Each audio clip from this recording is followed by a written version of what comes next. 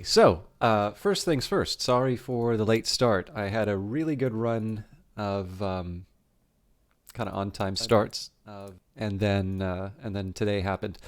Partly due to some updates. OBS just got a new update. I'm very happy to always get OBS updates because it means the program runs better. But that does tend to throw me off my stride in getting things set up. Also, I'm unbelievably busy right now, and that's going to have a little bit. That's going to color a little bit about what we're doing in the game today. So I do want to take some time to set this up. I'm also going to talk very briefly about the YouTube side of things for people, because I have a feeling that this might get disrupted a little bit. So I'll talk about some technical stuff. I'll get maybe the disclosures out of the way, and then we can enjoy this game, which I really have been wanting to get back to pretty much since the first time I played it. Hey, Algrins, how you doing? Yeah, I realize the busy thing comes up a lot. But it is what it is. Also, I've been coughing like mad for the last little while. My nose is running a little bit. I think I should have a tissue nearby.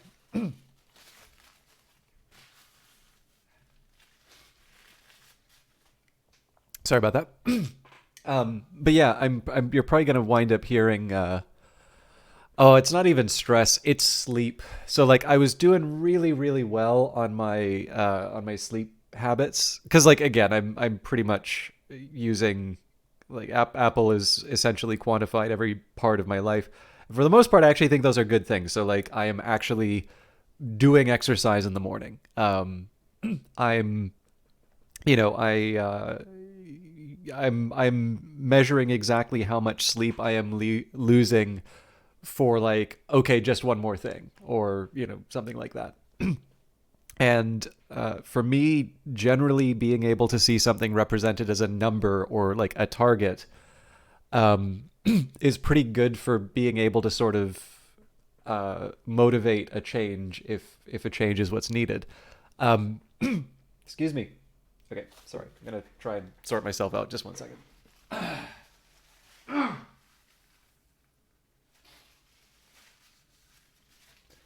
But yeah,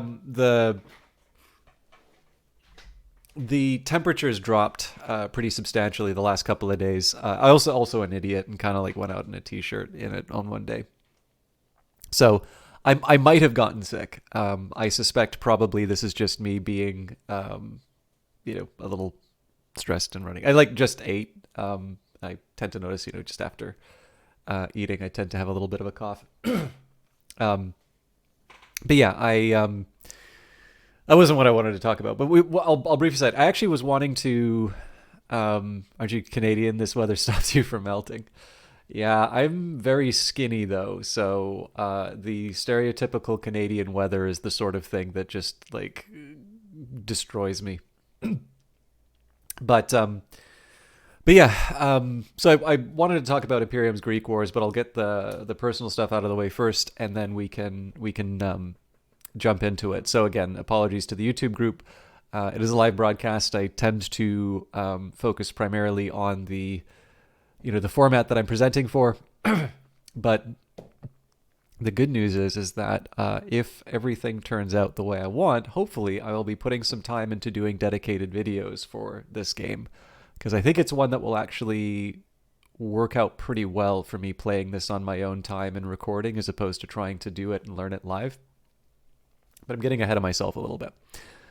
But yeah, so on the metrics things and all of that, I was meaning to write something. So one of the reasons why I was up late last night is actually writing another article. Finished a very good book called A Swim in a Pond in the Rain, which I was originally thinking was a collection of short stories by George Saunders, but it actually turns out it's George Saunders is writing commentary, and the stories are, I think, 7 Russian short stories.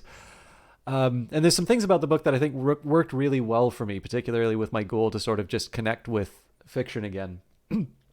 So I did a first draft of that. I'm trying to not get in the habit of just like banging something off the first time and then sending it out.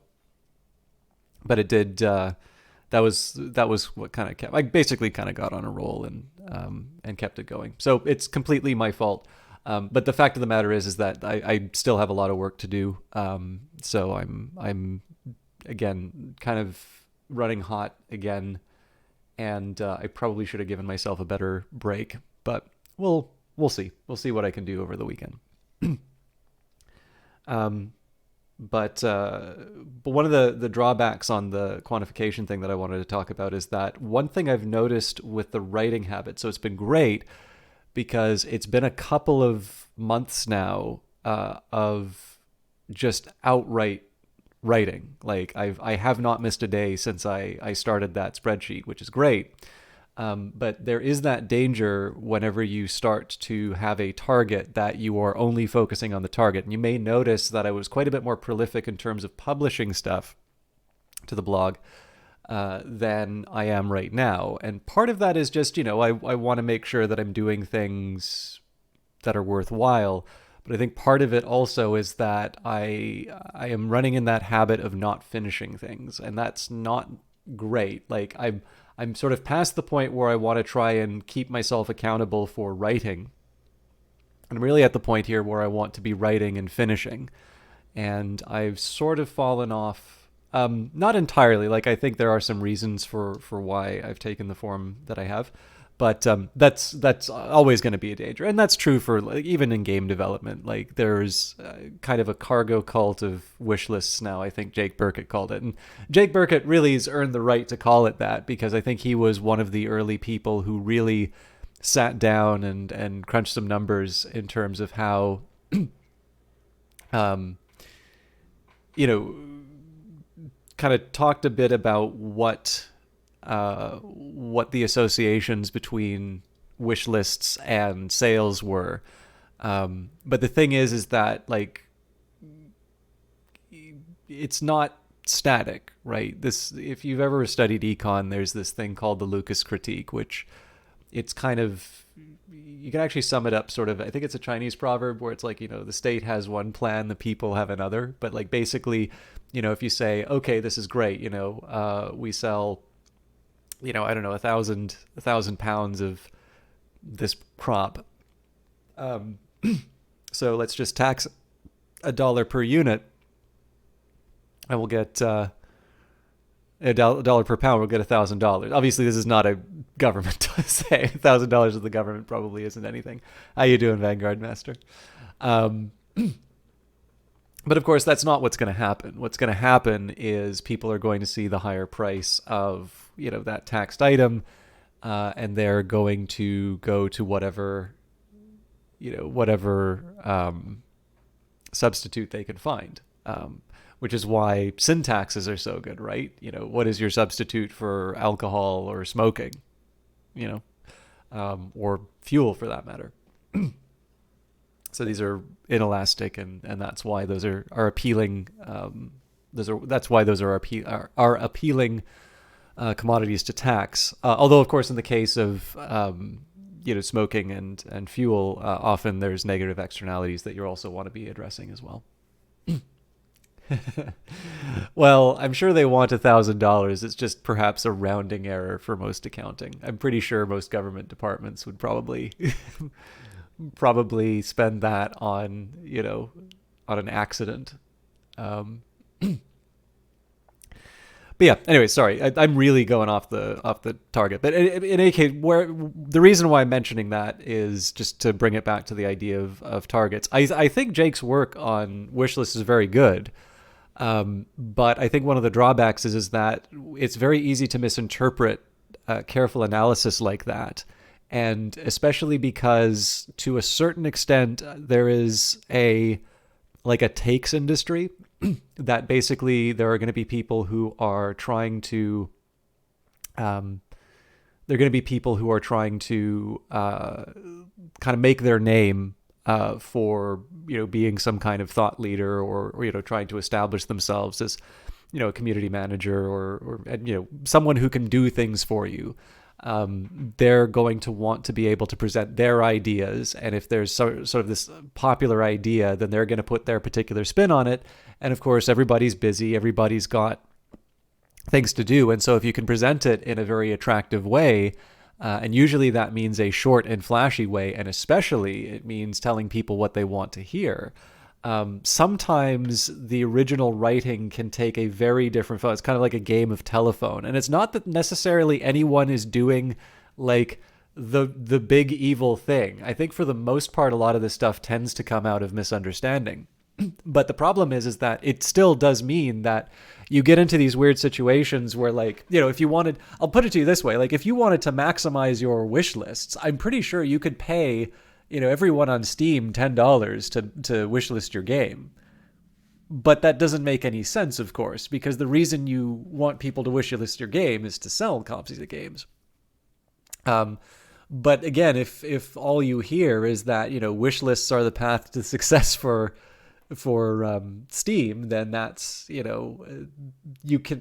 Nobody's seriously suggested that, by the way. I just like giving the absurd example just to kind of show you where that can go. Like, that is, if you are saying that your goal is to maximize wish lists, that is a way you can do that. But it is obviously not aligned with what your true goal is, which is generally to make, not just as much as what you put into the game that you made, but, enough to sort of keep you going, right? Like well, I mean, some people I'm sure do games for self-expression, but presumably anybody who's putting that kind of time and effort in, they're expecting to at least get some sort of return that's comparable to what they would do in in another role. So, with that in mind, I'm sort of experiencing that on the writing side of things, where I've broken the problem of not doing the habit, but unfortunately, I'm very good at skirting around my objectives, and one consequence of that has meant that I am publishing a bit less, because I'm sort of focusing on the wrong stuff. So then you're getting a hand cramp writing this all down. I think YouTube actually does automatic captions now. Okay, it's been almost 15 minutes. I really want to talk about Imperium's Greek Wars, because I wanted to do this last week, actually, and I had a similar problem in terms of getting stuff done on time. And there's one thing that I want to... I'm curious if it does good. So some people say that my enunciation is all right. So I'm wondering if captions are, like, if they're okay for my stuff, or if I sound like a maniac, well, more than a maniac than I already do, reading captions. Again, I don't like watching my stuff, so it makes me a bad caster, but it's, I ain't got time for that nonsense. I expect all of you to subject yourselves to my stuff. But yeah, so Imperium's Greek Wars. This is a game that I actually quite liked when I first played it. There's one drawback, and I can't even say that this is a problem with the game, because this is actually the sort of stuff that I like for the games. The thing I feel terrible about is Cube Games very kindly reached out after I did Old World. So that gives you an idea of how long this thing's been on the shelf. But they reached out over Old World and sort of said, you may be interested in this. If you'd like, we can give you a key. So that, of course, also gives me an opportunity to mention that I have been given a copy of this game by Cube Games for promotional purposes. So I'm quite enthusiastic about it. But with that in mind, as always, if you're going to be making a buying decision off of that, you should know that I have not put my finances on the line. But so the thing is, they actually did a great job of sort of finding, like, the connection between the stuff that I'm interested in the game. And this also is one of the things that actually makes it a little more difficult for me to stream for the following reason. I like games with big, complicated manuals. This is one of the things... this is just one of the things that I sort of like. I mean, sometimes this will mean, I play older games. So I think Alpha Centauri had a nice big manual that, that was on the... that comes with the GOG version, if I recall. And of course, nowadays, most games kind of have got a more simplified UI, and they're... they're maybe they don't require a manual. And the thing is that, like, first of all, most of the games we're playing aren't physically bought. I mean, that probably for decades, we probably haven't been buying physical games, unless you're on console, obviously. But I mean, the majority of stuff that I've gotten, I think the last physical copy I got for a game was Civilization 6, and that was because there was a bunch of plastic crap that came with it. So that was why I got that. But there is actually something quite nice, in my opinion at least, there is actually something quite nice about a good game manual. Yeah, so I'm just taking a look here. Civilization, Sid Meier's Alpha Centauri is a 252-page manual with the GOG version, which is quite comparable to Imperium's Greek Wars, 218-page manual. But the catch here is that if I'm playing this on my own time, I have the time to sort of sit down and go through a manual and that. So, for instance, I really want to play a game called Shadow Empires, and it's a very complicated game. It's a very interesting looking game, but the UI is impenetrable. And so I really do need to read the manual. Now, the thing that's nice about Imperium's Greek Wars is they actually seem to have really thought through how they present the information in the game. So it's one of these things where you have the impression that you could actually probably just jump in and start moving stuff around. And you can, but you're probably going to run into some difficulties. So what I really wanted to do before starting this game was to read the whole manual. And, work basically exploded. And, I've got just a ridiculous amount of stuff to do. And so, again, like, it's the challenge between the stuff that I really like playing and sort of, I on my own time, I'm going to put a lot of time into, are games like Imperium's Greek Wars. But generally for a game like that I would stream, I know there's a limit in terms of what people are going to tolerate in terms of me sitting down and reading a manual.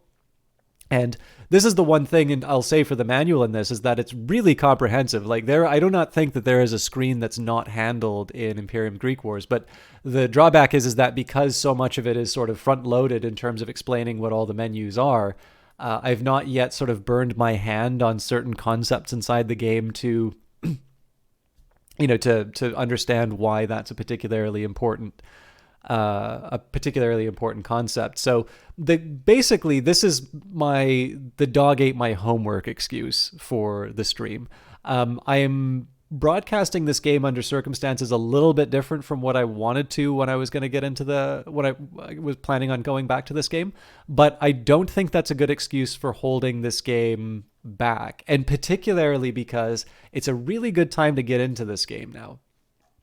Now, again, this is kind of the sales pitch thing, but I'm doing this voluntarily. The reason that I say that is Cube Games gets a big congratulations for releasing the new DLC for this game, which is Rome versus Carthage. And to align with the release of that DLC, they have got, for me, I'm seeing here, Imperium's Greek Wars is 52% off. So Canadian, it's $39.99. Now it's $19.99. You can buy the complete edition, which is Imperium's Greek Wars, the DLC Age of Alexander, the new DLC Rome versus Carthage for $50. So about $20 more than what you'd pay for the base game. You can get everything. Age of Alexander itself is 32% off. So again, everything I see is in Canadian, 1767, and then the new DLC is currently 10% off for $23.39. Now the thing is that I'm still learning this game, so they did reach out and say, if you want to cover the new DLC, and I'm like, look, I will play any Rome thing put in front of me, but I really should be making use of this key that you gave me before. So my hope is that we will go. I always say when the developers tell me, like, I don't think there's ever been a time where they say, say this thing and don't tell people that we told you to say that. I actually think I'd probably decline it if those were the conditions. The only people who've told me to say something specifically are GOG. They generally like me to specifically point out the GOG site. And I think they generally frown upon the mentioning of other storefronts. which is a little weird, right? Like, are we just going to pretend that Steam doesn't exist? Like, it's, this is the reality of the, the distribution market, right? You do need to present a superior product, because I think people have kind of made their views known about what they expect from a game. Actually, that is a good question that wasn't asked, but I should take a look. I don't know if this is available on other sites, but I can tell you basically 52% off for the base game, 46% off if you want to get everything sight unseen. There is, I think you can also sort of upgrade your set, so like you can buy whatever DLC you don't have as part of a bundle. I think that's like an extra 10% off. And then there is one free DLC for this, Troy. And then, again, the previous DLC was Age of Alexander, and then Rome versus Carthage was released, I think, about a week ago or so. Like last Tuesday, I think. Well, it'll tell me on here. September 19th. So, again, like, this is definitely a catalyst for me coming back to the game. Also, the fact that, we finished Out There. So there's a couple of things that I want to get back to, but I really think that this was a worthwhile game for me to check out. It's a time where I think if people are trying to figure out if this is something that they're interested enough to be able to put some time into, now would be a good time for people to be able to pick it up. And more importantly, I just think I like that for lack of a better term, I really like that the developer has been really cool about the fact that I've really blown it in terms of just being able to cover the game as much as I'd like. So that's a big, long introduction for this game. And I wanted to sort of set the table in terms of what my overall plans for the game are for this before jumping in. So there's one small drawback to this for me as a broadcaster, which is that there is some music. I think it's, I don't know if it's stock music or quite what the deal was with it, but basically I do not have the rights for some of the music used in the game. Now, I can mute the game, but I don't know. I don't feel like I'm presenting the experience that well if I'm doing that. So basically, if I can, so the catch to this is that whenever I broadcast this game, there's a slight risk in terms of Twitch if there's a copyright strike, but I think generally in-game stuff, people are a little bit more relaxed about it. But for YouTube, it basically kind of kills any monetization. But as I tend to say, right, like not every video has to be monetized. A big part of this is about sharing stuff that I'm interested in. And in the case of something like Imperiums Greek Wars, discovering things that I'm interested in. But this does mean that there's like a little bit, the biggest problem with it is like I get 100 emails as soon as I upload one of those videos. Yeah, so that's just, well, the thing is that I can opt to mute it, but that's the one problem, is that I don't want to be talking about something interesting or important in the game. And, so I can make 10 cents of advertising revenue, everybody's wondering what I said. So that seems like a crummy thing to do. I mean, let's be honest here, right? Like I was already given a copy of the game to show to people. So, the idea that I'm supposed to somehow also like get some kind of return off of that, like, presumably at that point, if I'm using the thing for profit, I should just buy a copy of the game, and give some of that back to the developer, right? So it's not that big. Like I'm not really bent out of shape. But what it does mean sometimes is that depending on what the rights holder wants to do, it can sometimes even block it from play in certain regions. And that is the thing that worries me a little bit more, because again, it's entirely on whoever owns the rights and what they want to do. And those things can and do change over time. So that's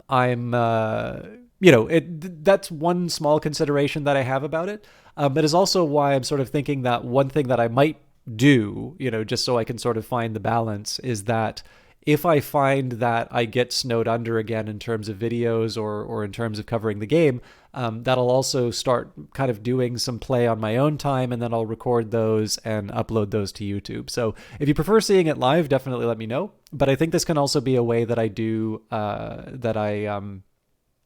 one, do more regular coverage of the game, but number two, it also gives me a chance to learn the game a little bit in between.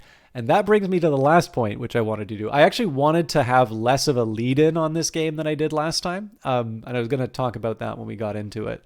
But one of the things I am going to allow myself to do, and I feel a little uncertain about this, so I don't know how often I'll use the opportunity, but I do have the manual up. So I was skimming around this point, but I think I got to about page 134. So if we run into a concept that's tricky for me to understand or something that I want to unpack a little bit more, I'm actually going to take the time to read the relevant section of the manual. If it winds up dragging the stream down too much, then I'll say, okay, I'll just read some of this stuff on my own time. But I think probably because, like I said, my dog ate my homework. This is one of the ways that I can try and give you a bit of an idea in terms of how I would approach a game like this. Personally, you prefer Greek and Roman content, so if you play anything like that on stream, I'm happy. That being said, I'm fine with something else taking the spot of this on the stream and turning this into an offline recording. Well, it would be a hybrid approach. So sometimes I'd play it on YouTube. So like if I did something like Starflight on the Friday, I'd probably record a Greek Wars. But I'm grateful to hear that, because I don't know if you got to see this game, Vanguard Master. This isn't just Greek, and I mean now Roman content as well. It's a period of Greek history that isn't as widely covered as you would think, especially given its importance and its just how interesting it is. So yeah. That's the overall plan. And again, I kind of owe Cube Games a bit of an apology, not just for taking so long to get back to it, but taking like half an hour before we get into the game. I also kind of need to go to the bathroom. So here's what we're going to do. I'm going to hit play. I'm going to make sure that the game is loading.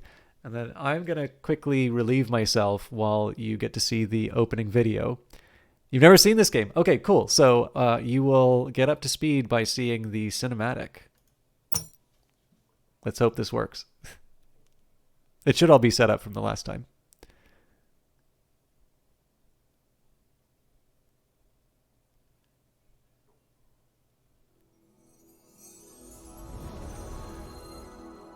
Okay.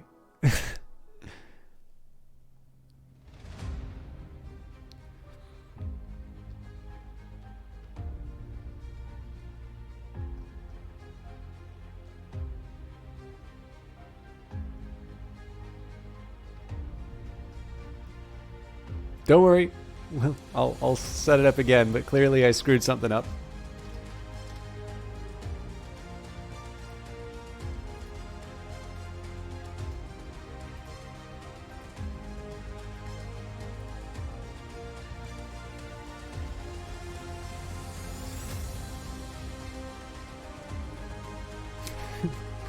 I really gotta go to the bathroom.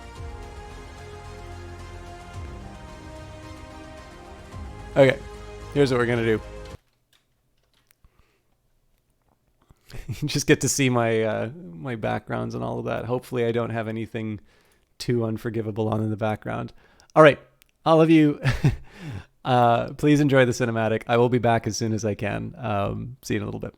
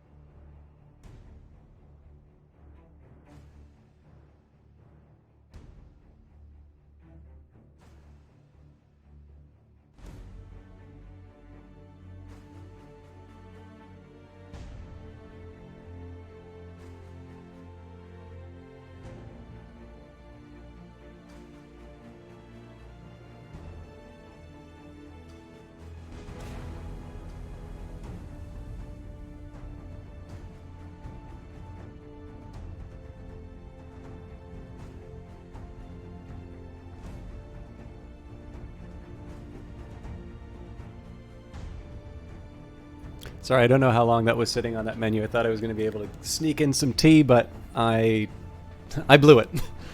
Okay, so as you probably have figured out from the opening cinematic, the game is well, not about. I mean, you can play a number of different factions, but it's about the rise of Macedon.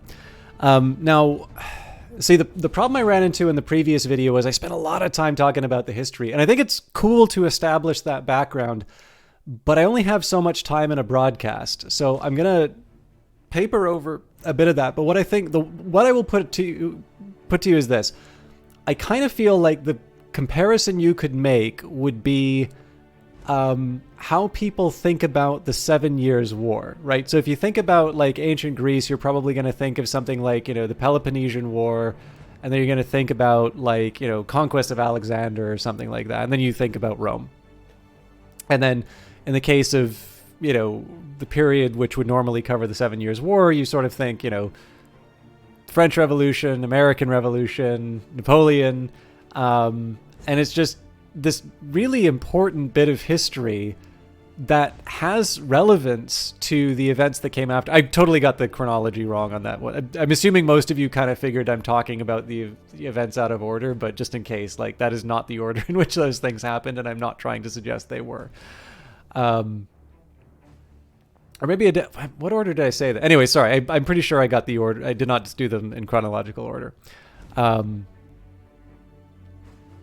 What I'm basically trying to say is that usually these events are very important and just interesting, right? And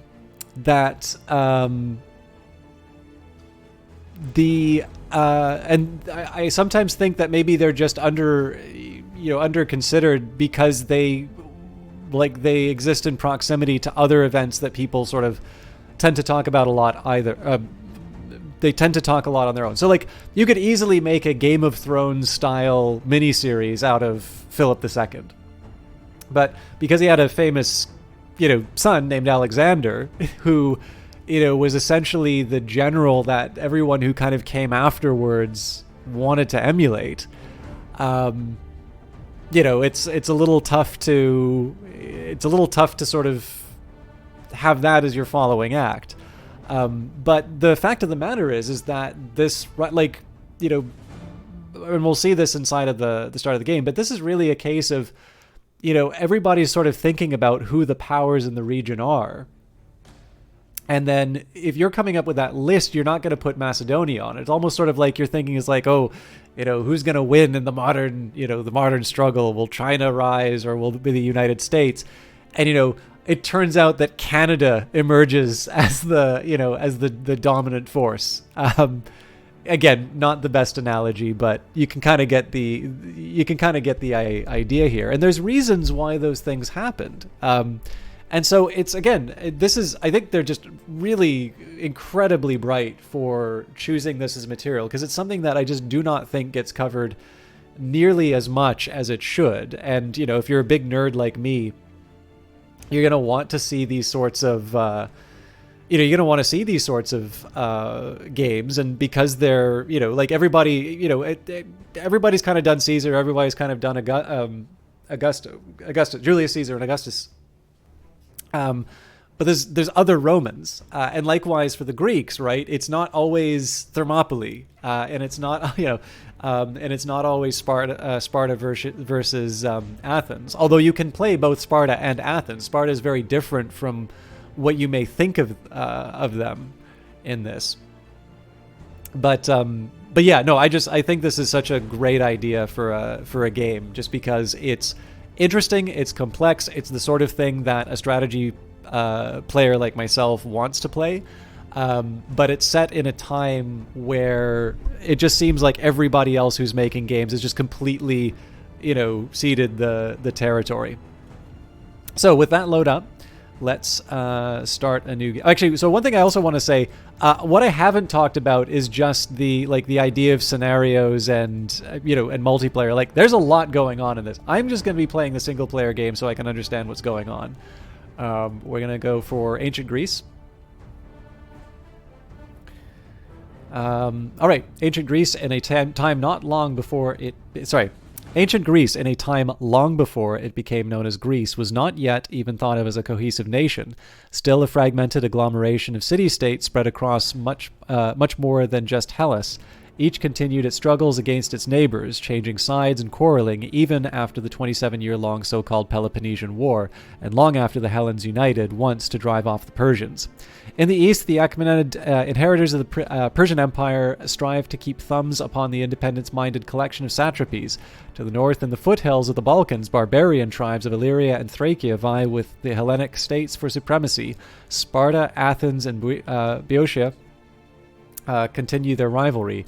And now a new power is about to rise in the midst of all this conflict, Macedon. So there we have it. By the way, I will apologize for the pronunciations. I am going to be stumbling all over them. So because we did do the tutorial once before, it does give me the option to sort of start a new round. Now I am going to redo the tutorial, and this will be helpful for those of you who might be in a position like me where you played it once and you're like, I have no idea what's going on anymore. I never knew what was going on in the first place. This is how you can get the tutorial again. But I did want to just draw your attention to something kind of neat about this game. So right now, someone with limited experience with the game, it'll allow me to play Athens, Persia, Macedonia, Sparta, Mysia, and the Thessalian League. So it does give you some nice little help. So it says, the Thessalian League is not recommended for beginners as the initial setting is challenging. So we've got a couple of not recommendeds for early players. Sparta is suitable for beginners. Macedonia is suitable for beginners. The Achaemenid Empire is suitable for beginners, as is Athens. But you'll also notice that there's a number of groups locked. Now, this is not just like DLC. You unlock different groups to play. So if you want to play Lydia, the more you play the game, the more experienced you get, the more they get unlocked. Now, I know there's kind of two sets of feelings about this in terms of games. I think somebody said, I've never played GTA 4, but somebody gave this example. It's like, look, I paid for this game and you're starting me off in a traffic jam and I have to obey the rules. Like, just let me play the thing that I paid for. And, likewise, I think they talk about this for, like Rock Band and Guitar Hero and stuff like that. It's like, I want to play the songs that I like, don't make me play these filler songs in between. And I can sort of see the argument, but on the other hand, it's, if you think about the way that we engage with a lot of things that we enjoy, like the idea of binge watching and that, it kind of turns into almost this content furnace, right? Where you just constantly, you need more and more and more and more and more, and you're never going to be satisfied. And so this idea of unlocking, different regions, again, also ones that'll presumably just be considerably more difficult, I think is a neat way of handling it. Because, again, we've got the headliners, right? Presumably, these are going to be the places you'll want to play. It's like, oh no, I can't play Frisia. Oh, uninstall, refund. I'm assuming people are not going to be. I'm assuming people are not going to be throwing a fit over that. But yeah, I don't know. I thought this was worthwhile. So it does say simple tutorials available for this player, 50-60 minutes. If you want to get the tutorial again, just pick Macedonia and you can run the tutorial. So starting position, dynamic start with several potential threats, defensive and cautious strategy recommended. Players' options are limited at the beginning. Background: Macedonia is a large kingdom at the periphery of the region dominated by the Hellenic city-states, yet occupying a strategic position around the Gulf of Therma with access to the sea and rich gold mines, plus room to expand. While it has shed the Persian yoke, its position among the Hellenic powers is insecure. Seen as semi-barbaric, it is not strong enough economically or militarily to vie for hegemony, and on the political field, it plays only a secondary role. Oh my goodness, sorry. Despite this, it maintains an aggressive attitude towards its neighbors, especially strained our relations with Athens and the Odrysian and Dardanian kingdoms and the Enchele tribes to the north and east.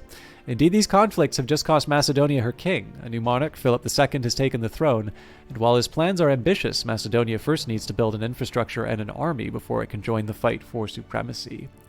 Why is Greenland locked? All right. So there are actually a number of... there's actually a few things that you can also do to adjust the... kind of adjust the parameters of the game. I don't think I get to change these in the tutorial anyway. But I tend to like playing on default settings usually anyway. I would not recommend Iron Man mode because... I mean, the way I tend to learn from games like this is to be able to sort of save at key decisions and then reload if, so I can sort of see what the alternative would be. But, I mean, obviously play games the way that you want. But at least this time we're just a little way at the half hour mark, a little way past the half hour mark before starting, which is considerably less time than it took me to get started last time. And that means that we'll not just get out of the tutorial, but we'll just have more game to play overall. I do have a couple of things to do tonight, but I will try to go a little bit longer if I can. I also started late though, so there's a limit in terms of how late I can go. Sparta and Athens have a venerable presence that has shaped our history, and neither will easily yield their place. Though Sparta lost its dominance a few decades ago after an earthquake, leading to Messenia breaking away, and defeat under Theban spears, underestimating their will for reascendance would be a mistake. Military tradition is in their blood. They will not settle for second place at the Olympiad, nor diplomatic table, much less the battlefield. Athenian presence now stretches from Attica to far-flung colonies along our sea. They also control the Delian League. However, many allies resent Athenian hubris and treatment of them as slave nations. Outright rebellion may be nigh as other states seek to undermine them. Yet, while Sparta and Athens influenced our culture for centuries, another rival enters the amphitheater for the final act. Young Philip has taken the throne in Macedonia, his brother the king having recently fallen against barbarians. Though his fledgling kingdom struggles, Philip is fearless and ambitious. Oracles have prophesied that Hellenes will learn how one man can change the history of so many.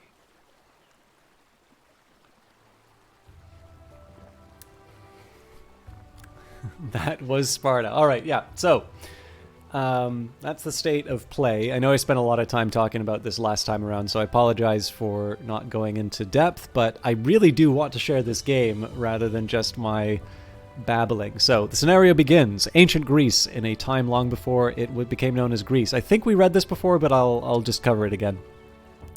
Was not even thought of as a cohesive nation, still a fragmented agglomeration of city-states spread across much more than just Hellas. Each continued its struggles against its neighbors, changing sides, quarreling even after the 27-year-long so-called Peloponnesian War, and long after the Hellenes united once to drive off the Persians. In the east, the Achaemenid inheritors of the Persian Empire strive to keep thumbs upon its independence-minded collection of satrapies. To the north, in the foothills of the Balkans, barbarian tribes of Illyria and Thracia vie with the Hellenic states for supremacy. Sparta, Athens, and Boeotia continue their rivalry, and now a new power is about to rise in the midst of this conflict, Macedon. Macedonia is a large kingdom at the periphery of the region dominated by the Hellenic city-states, yet occupying a strategic position around the Gulf of Therma with access to the sea and rich gold mines plus room to expand. While it has shed the Persian yoke, its position among the Hellenic powers is insecure. Seen as semi-barbaric, it is not strong enough economically or militarily to vie for hegemony, and on the political field it plays only a secondary role. Despite this, it maintains an aggressive attitude towards its neighbors, especially strained our relations with Athens, the Odrysian and Dardanian kingdoms, and the Enchele tribes to the north and east. Indeed, these conflicts have just cost Macedonia her king. A new monarch, Philip II, has taken the throne, and while his plans are ambitious, Macedonia first needs to build an infrastructure and army before it can join the fight for supremacy. Our military tradition allows you to draw upon experienced troops. Some newly recruited basic units have already have attack and defense improvements. Such military advantage should not go to waste. The future of the nation is now in your hands. Honor the vision of our ancestors and continue in their great deeds. Your predecessor has already laid out some plans called objectives that can be found under this icon in the state menu or in the state window. Follow their steps and fulfill your destiny. So you'll also notice that this game will give you tooltips when you mouse over them. So it does say here, open the player objectives window, but I'm referring here on the right-hand side. Left-click, open the objectives window to see a list of currently active objectives with descriptions, hints, and the completion tracker. So, the Northern League, Macedonia's position among Hellenic nations, remains on the periphery. We need to befriend and make a military pact with similar states in order to prove our worth to the rest of the world. So we can also take a look at the...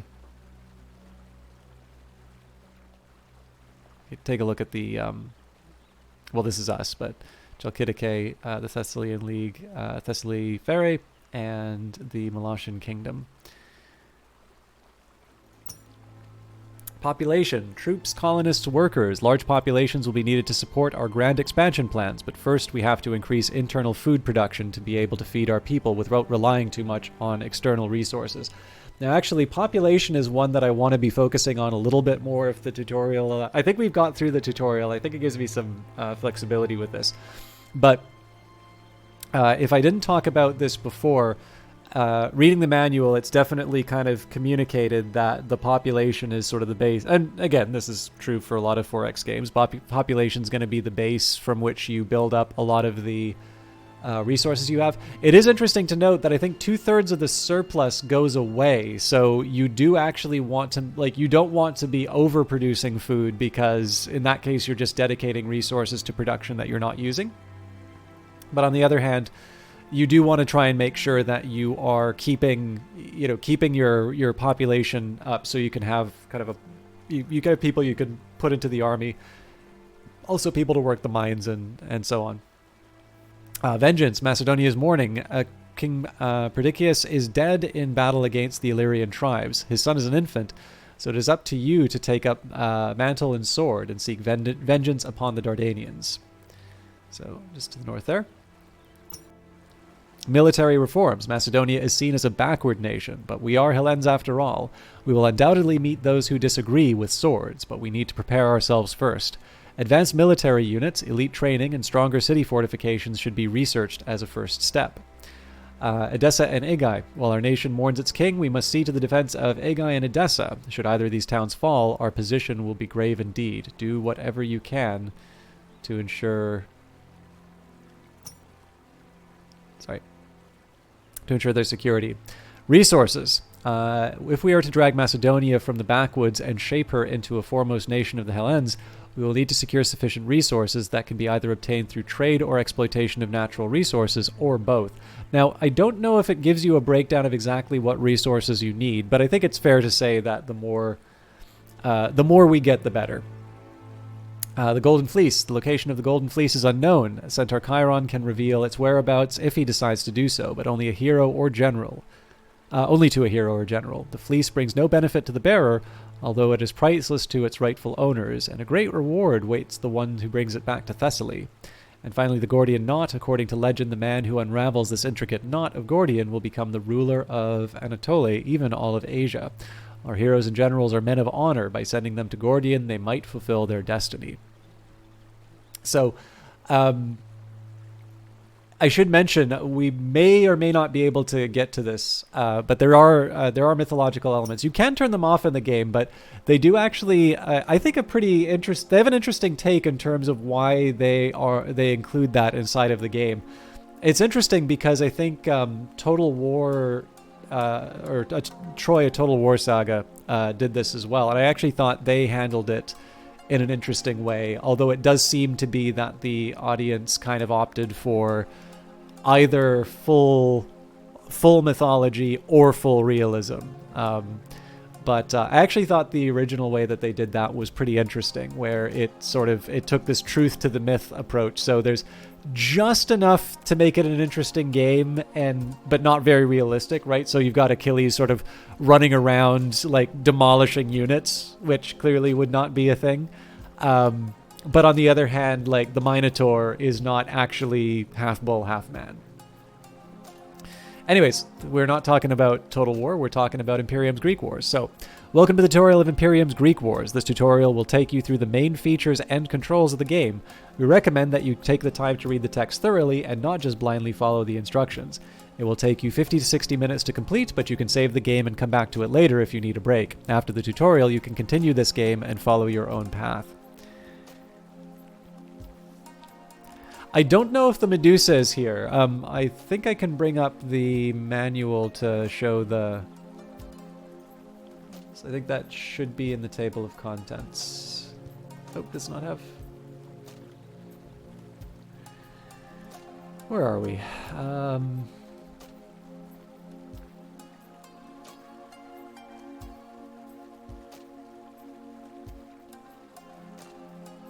So this quest, so we've got... the Golden Fleece, Girdle of Hippolyta, Hermes Sandals, Cap of Invisibility, Gordian Knot, Treasure Hunt, Treasure Island, Treasure Chest, Curse Tablet, Ouroboros, and Atlantis. Oh, here we go. Myths and Legends. Sirens, Naiads, Nereids, Sorcerers, Kirky? I wonder if this is also Circe, the Centaur Chirons, so I guess not?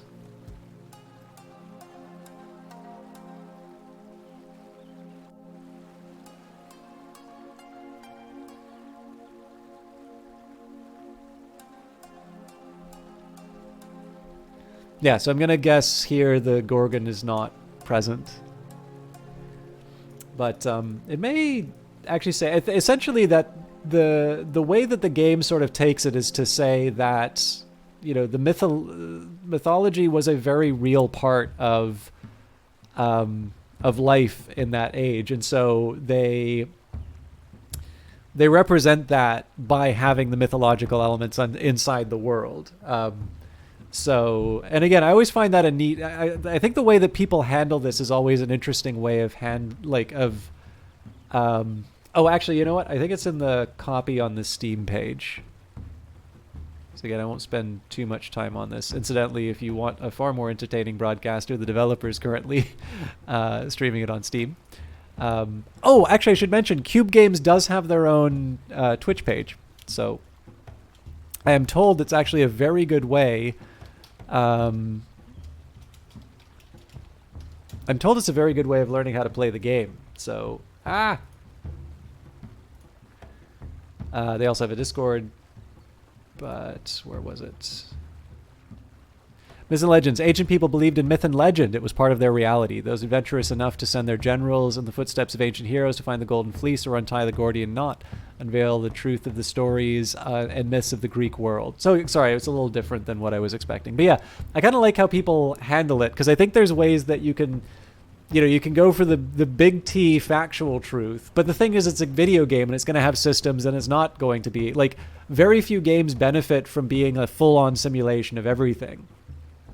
So I actually think that there are ways that you can incorporate the mythology in a way that communicates a truth, that communicates something interesting, and allows you to maybe get an idea in terms of how the people in this world think about these things, or how they react to these sorts of things. Because obviously you're going to behave in a different way depending on, you know, on a particular set of beliefs.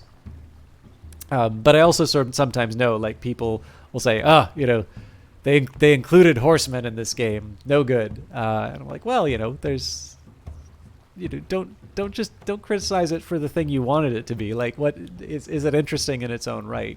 But I'll try, instead of speculating about it, let's try and get to it, and we can see how we feel about these things. But I just wanted to highlight, if this is something that bothers you a lot, you can turn it off. The tutorial panel will be displayed on the left-hand side of the screen throughout the whole tutorial. This button will help you recall the current assignment and get advice on how to complete the task. This button will help you find the unit that should perform the current action or find the correct location where the action should be executed. That's this one they're referring to here. And this button will close the tutorial and all the hints about how to play the game. Once there is a new assignment, the buttons will help you complete it, start flashing, making it easier to find them. The red question mark in the tutorial dialog box marks the current assignment, and your first task is simple. Click on the help button. Where's the any key? Great, now you know where to find help. Use it whenever you're not sure of how to continue. This next task is also easy. Select one of your map items on the maps by simply clicking it. So this game refers to basically anything on what I'll call the board as a map item. So a city, a soldier, a settler, a mine, all of these things are map items. So for instance, I could, it doesn't, yeah, wait, task not related to map items? Survey says this is false. But yeah, I'll just give you an example here. We'll click the mine. There we go. Now you know how to select a map item. Once selected, the map item is highlighted and detailed information about it is displayed in the unit menu in the lower right corner of the screen. If you want to deselect a map item, use a left click. The unit menu shows important information about the selected map item, its properties, or damage. The square icons at the left edge of the menu represent special attributes and skills this map item has, and the buttons at the bottom part of the screen show available actions. So the helmet, to navigate more easily and switch between your active units, you can use this button in the upper part of the unit menu, which automatically switches from the current selected unit to the next one awaiting orders. Now click the helmet to switch to another active unit. I wonder if this is one you can push. Oh, it's spacebar. Cool. Well done. Let's try to move some of your units. The unit can be moved, that can be moved is highlighted, and the orange arrow suggests a new location for it. If you don't see the orange arrow on the map, you might need to zoom out a bit to see a larger portion of the map, or click this button in the tutorial panel. The undo button orders the unit to move to its... Oh, sorry, not the undo. The move button orders the unit to move to this new location. This game also offers so-called default actions that make the selection of commands and moves faster. When a map item is selected and you hover the cursor over it, different default actions will be offered at the tip of the cursor depending on the selected map and tile. Most of the time, Move Unit is selected by default. You can change the default action by holding the Control key. Send some of your units to new positions. So in this case here, we've got a... this is a... Well, it's a warrior, I think? Oh yeah, warriors, and Tander's army. And I believe they're wounded. One, I see this from the image, but also just in the bottom. Yeah, current health is 1.7 out of 3. So, oof. So I'm just pushing control to see if it gives me other options, but doesn't look like it. Oop. Okay, so now you can move some units around the map. Let's try that again, but this time we take a free tile that doesn't belong to any state. You can claim any tile by simply stepping on it with any of your military units. However, should a defending unit be positioned on such a tile, you will have to render this unit harmless, and only then will you be able to take the tile. You should also pay attention to the different terrains on the map, as they affect the attack and defense ability on your units, their mobility, and their attack range. Hills, for example, are good vantage points, and they allow you to see greater area. Claim the lands in the north for Macedonia. I also learned, this may be in the tutorial, but in the manual, I learned just how strong rivers are. So if somebody wanted to invade from this side, it would be miserable. Obviously, you'd want to keep an eye on the bridges, but we'll worry about that later. All right. So it looks like we are using Cleombrontos army.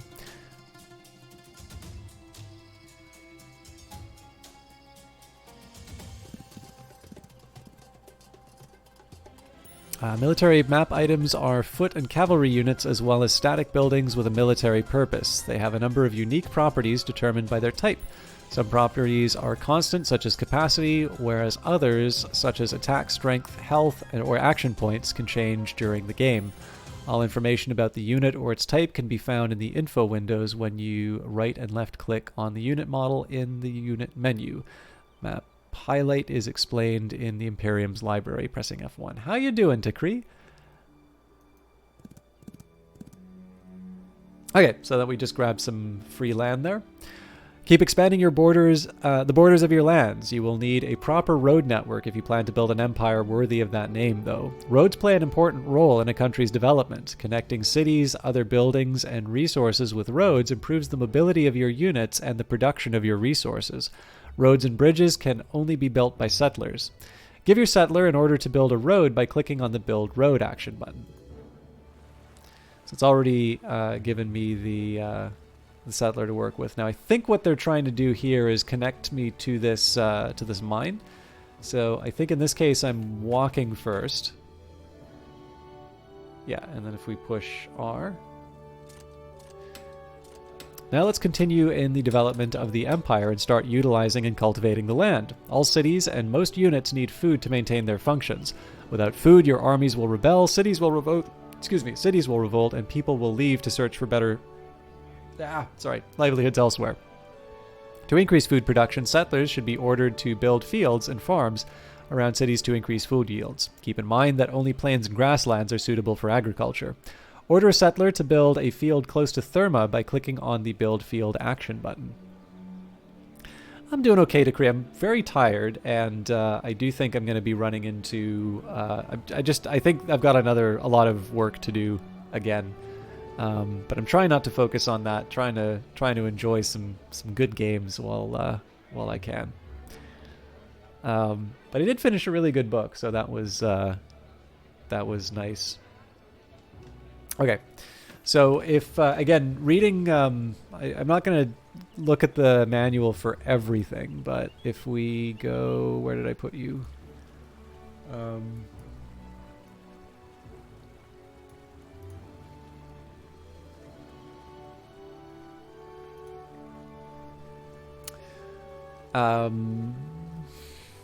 I think it said something about the... we've explained that food is obtained from grasslands, plains, scrub, forest, woodlands, and water tiles lying within a sea range, and that these yields can be increased by cultivation, not in the sea, however. There are two types of agricultural improvements. I think there was something about... I'm pretty sure there was something about the type of tile and there being like water on it to make it a better... to give it a higher yield. Either way, though, we know what we want to do, and this is a good site for it. So perfect. Settlers can now be put to good use cultivating wild lands. The first turn is almost over, but let's spend a bit more time on the game menu in the upper right-hand corner of the screen. This button opens the main menu. This one displays the game help called the Imperiums Library, where you find detailed information about rules, game mechanics, and features. The other buttons function as normal music player controls. Now it's time for the other players to make their moves. The big round button in the upper right-hand corner of the screen ends the turn, and end the turn and take your time to watch the actions of the other players. So I'm a little tempted to see kind of these cities. I don't recall if you get a specific city menu, if there's like a specific breakdown in terms of what its production, what its consumption is. I do also want to just take a second here and mouse over. I don't know if it tells me the rates at which I'm sort of acquiring or losing certain resources. Because that would give me an idea just in terms of what my expansion would be, right? So, if I want more wealth, well, presumably the gold mine is attractive. There's an iron mine here. There's a coal mine here. I believe you can improve the yields of mines by building a blacksmith, and if that blacksmith's within 3 tiles, you get certain bonuses. So in this case, we could improve the coal and iron mine by building a blacksmith here, for instance. There's quite a bit to sort of unpack, and then also there's resource bonuses by building roads to these mines. So I could also send my settler to build a mine to the iron mine in addition to building the blacksmith. So again, there's quite a bit going on in terms of different options that I can follow through on. Notice, of course, I'm talking about this different than I did the first time I was playing because of the benefit of like reading the manual. And the game is pretty clear. You should read the manual first. But I think they also have a realistic idea that people tend not to read manuals nowadays, and so they sort of say, well, I suppose if you want to go and play and do your thing, then we can't stop you, but don't say we didn't warn you.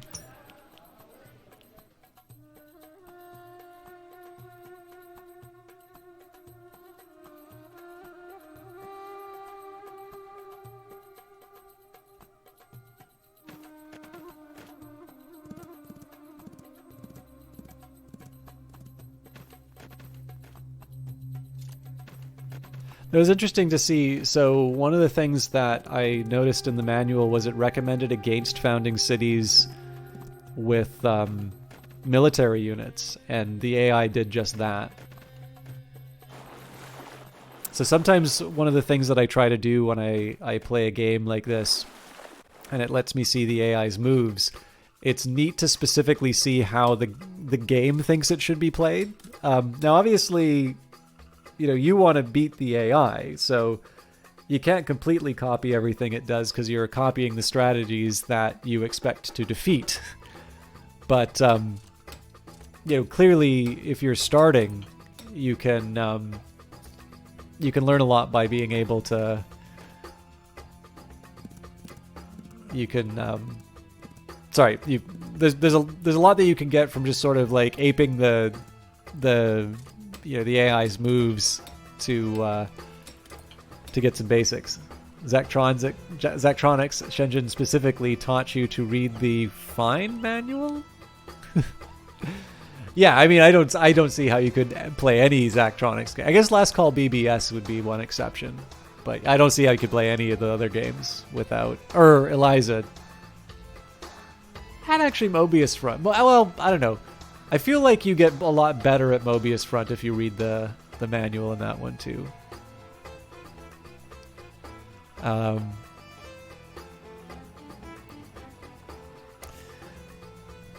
Anyways, we received some very unsettling news. This is not a good start. The Dardanian tribes are marching towards our northern border, and Athenian units have been sighted moving along the Alekmanos River towards our city of Aigai. We have to adapt our tutorial to address this dangerous situation.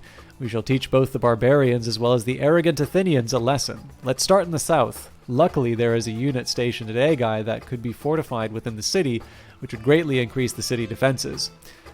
Use the fortify button to order a unit to enter the city. Okay, there you go.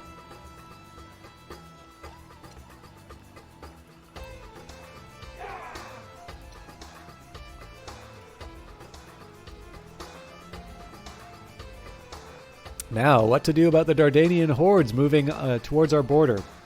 Their city of Lynkestis is the capital and the base from which they set their warriors to harass and raid our lands. Move the unit closer to the city of Lynkestis. Lynkestis? Yeah. So they think it's quite guided at the start, so they'll tell you exactly where you want to move. There are, I believe, it will explain that there are differences in terms of territory and certain advantages you can get from being in one location over another. If I recall correctly as well, I think the game sets me up to lose a unit, but there's no point in complaining about that again. Like that's, that was one thing that I wasn't crazy about, but it's not a deal breaker. So the Dardanian patrols are scouting around the city, keeping guard. Our warriors are well suited for movement and warfare in forests and woodlands. Let's use this advantage. As mentioned elsewhere, different army and unit types are suited to different terrains, which affects their fighting ability and mobility. You can always find quick information about terrain affinity in the tooltip and in the map items tab in the Imperiums library. Send the advancing unit to take cover in the forest. So I am actually interested in... nice. So if you mouse over, so it's not going to tell me on the disabled tiles, but you'll notice here that if I'm out in an open field with my warriors, I get a minus 20% bonus, whereas if I go into the woodlands, that's a plus 30% in terms of bonuses. I'm actually kind of intrigued here. So attack bonus minus 30, defense bonus minus 20. I'm assuming this is just because it's easier to defend a position than to attack one. But in this case here, like it's clear why we would want to go into the woods here. Oh no, it's cavalry. We sneak close to the city, and now is not the time for hesitation. We must not let the enemy seize momentum. Every assault lowers the defensive ability of the attacker. Use this to your advantage and plan your attacks in waves, targeting the same unit with several of your own. Don't let them catch your breath. Use this button to launch an attack on an enemy map item. Move your unit and attack the enemy guards. Okay. Oh, nope, they want me to move the cavalry. I thought you could only have one unit on a...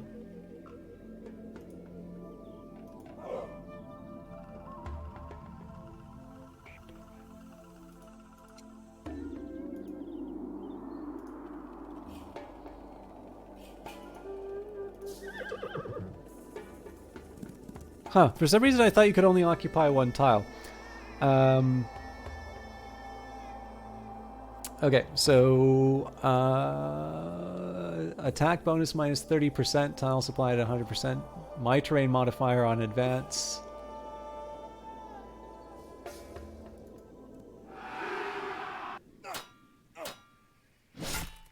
Yeah, I'm not sure about charging cavalry into spears there.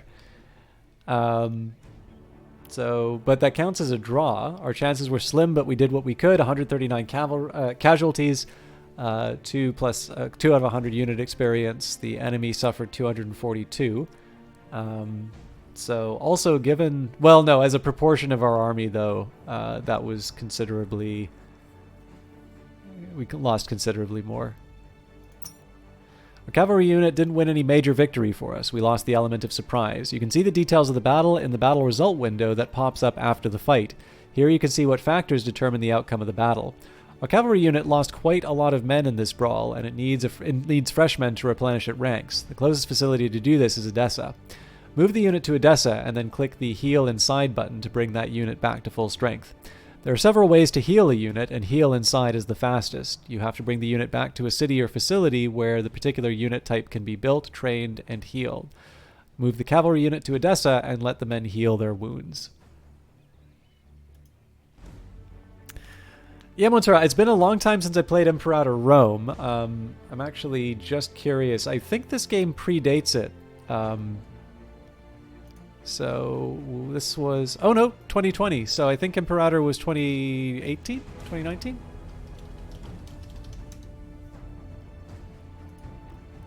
Still mixed. I don't even know if Paradox is supporting this anymore. I know they pulled people off of it, but then they did a bunch of restructuring. So I don't know if the plan to return people to the title ever really came off. I wonder, yeah, that's probably a new trading card. But yeah, definitely the resources here are more mundane. So gold, coal, stone, iron, food, wood, knowledge, influence, slaves, citizens, happiness. Don't quite have mana. I know that was a big complaint. Also, hello. Sorry, I'm wasting time. Right, we're going to Edessa.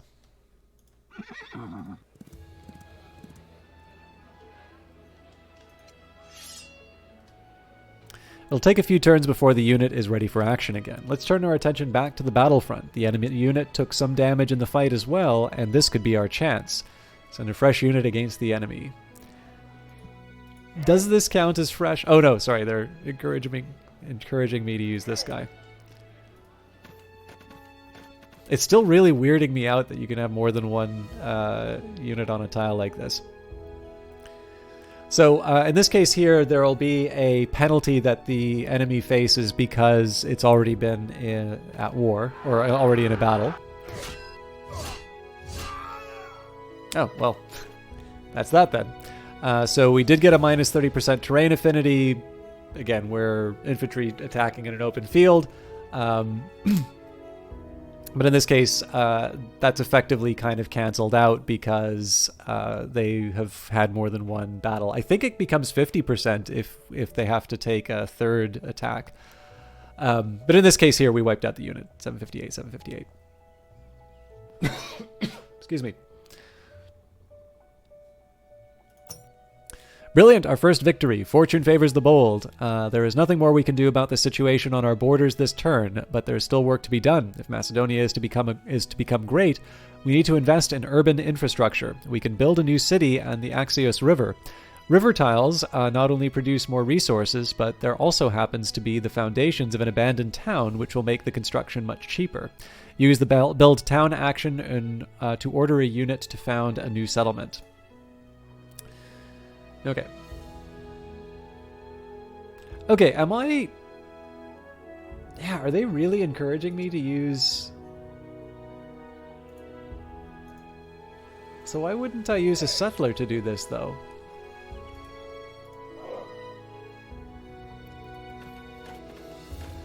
The reason why I'm highlighting this is...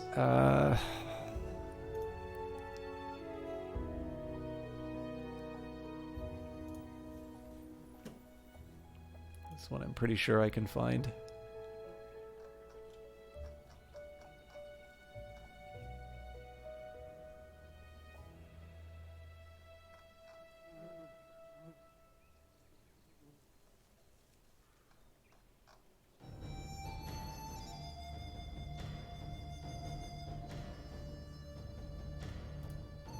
So you can give you this is the breakdown in terms of the costs. So in addition to the fact that, so it says settler, nomad, infantry unit, cavalry unit.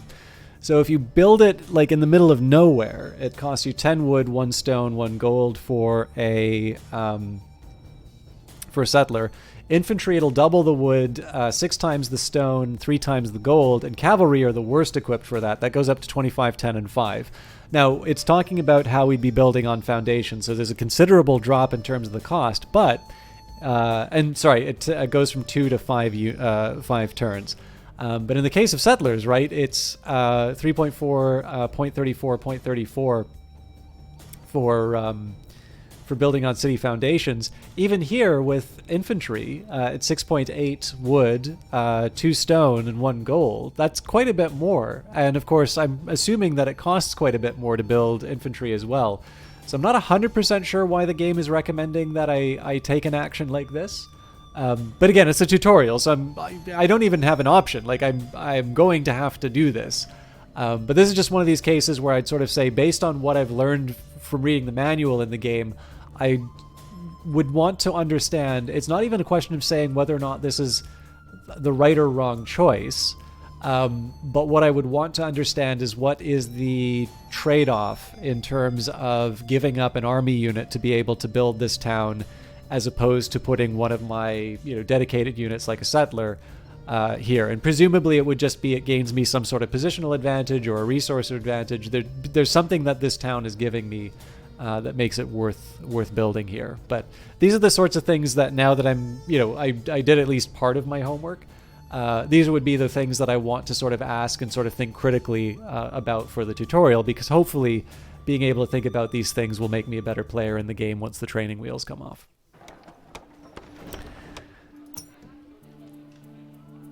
You are now a founder of cities.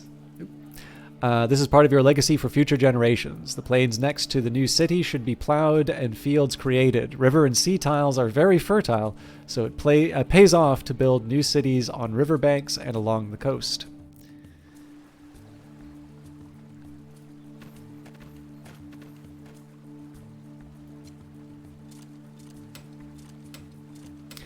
By building a new city, the nomad unit was spent and cannot be used anymore, but you still need a workforce for other tasks. Oh, hang on. Okay, so if that was a nomad, that explains it then. That wasn't a military unit.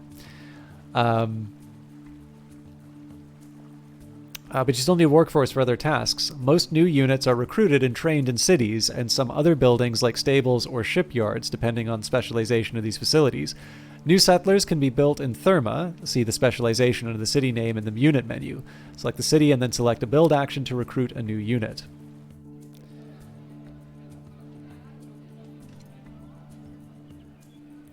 Settler is a non-military unit that can build cities, roads, and bridges, cultivate agricultural lands, and modify terrain features.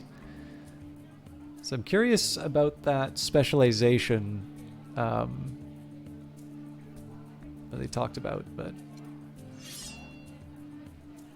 Great work! The new settler will be ready in a few turns. The road close to the capital city has been finished, and the settler is waiting for new orders. You can build a longer route instead of going through the tiles one by one, which is much easier. Click the Build Road action button and then select the tile where the road should lead to. The settler will then work independently until the road is finished. A road needs to be built to connect the nearby gold mine with a city. Connecting mines and cities is an important part of economic planning, as roads increase mine production. Build the road all the way to the gold mine.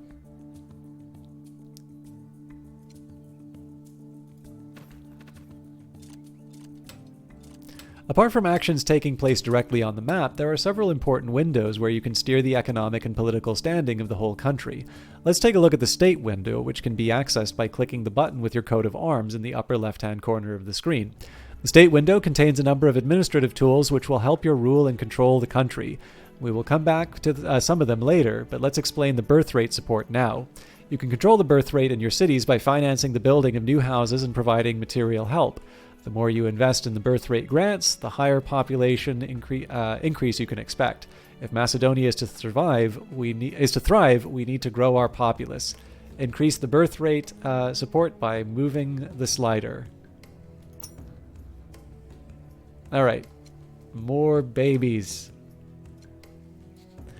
This generous gesture will surely please the population, and our nation will grow. Unfortunately, such support is paid from state coffers, and there is never enough gold to support all our plans. Let's try to make a deal with Chalkidike. Perhaps we can barter gold for our surplus food. Long-standing trade deals forge trust between states, which is just another benefit we can gain from this partnership.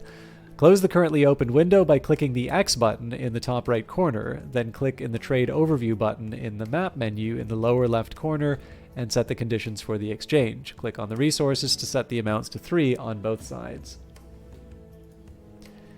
Yeah, so it forced me to 30. I was going to say, that is a very large number that it held on. So I'm kind of curious what the cost would be.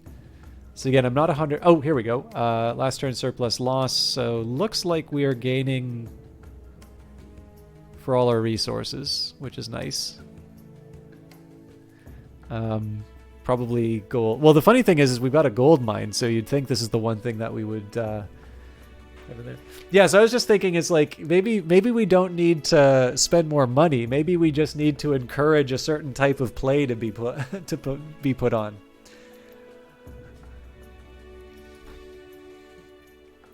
All right. Oh.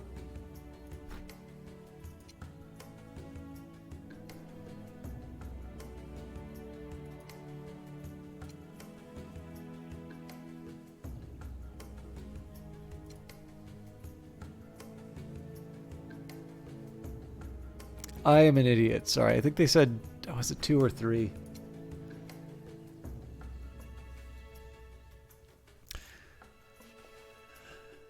Gold for our surplus food. Cool.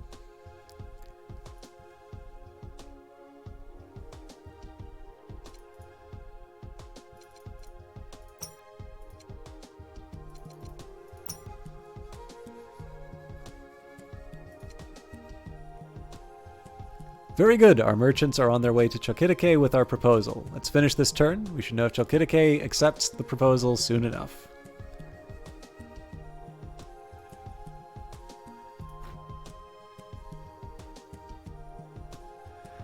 I am a little curious if... Well, I'm going to assume it's not going to let me like move stuff around on its own, but...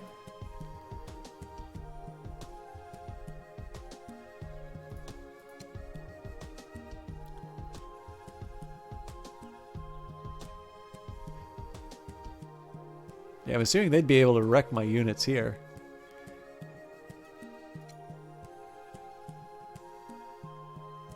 Okay, so this is a nomad unit. So that I was going to say, the fact that this is a nomad unit, it makes a little more sense in terms of why people were founding cities that way.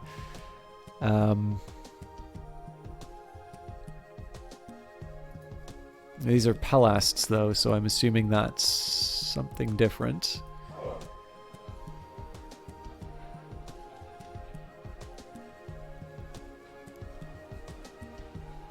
Last thing I want to do is just go back to Therma. Okay, so settler in 2 turns. F7 for the detail window.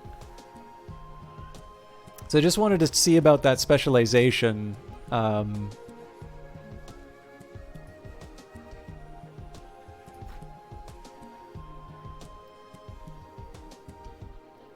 I kind of wanted to get a better idea in terms of why specifically this one is able to build these types of units and not others.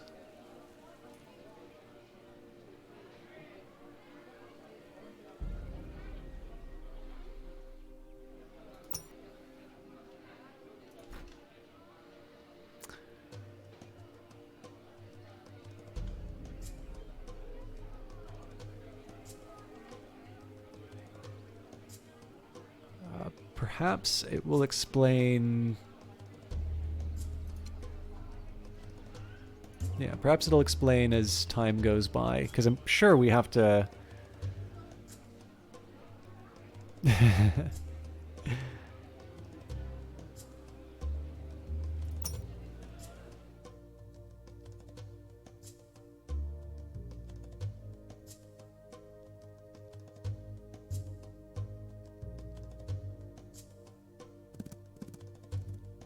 Yeah, sorry. I think later on it'll explain how we can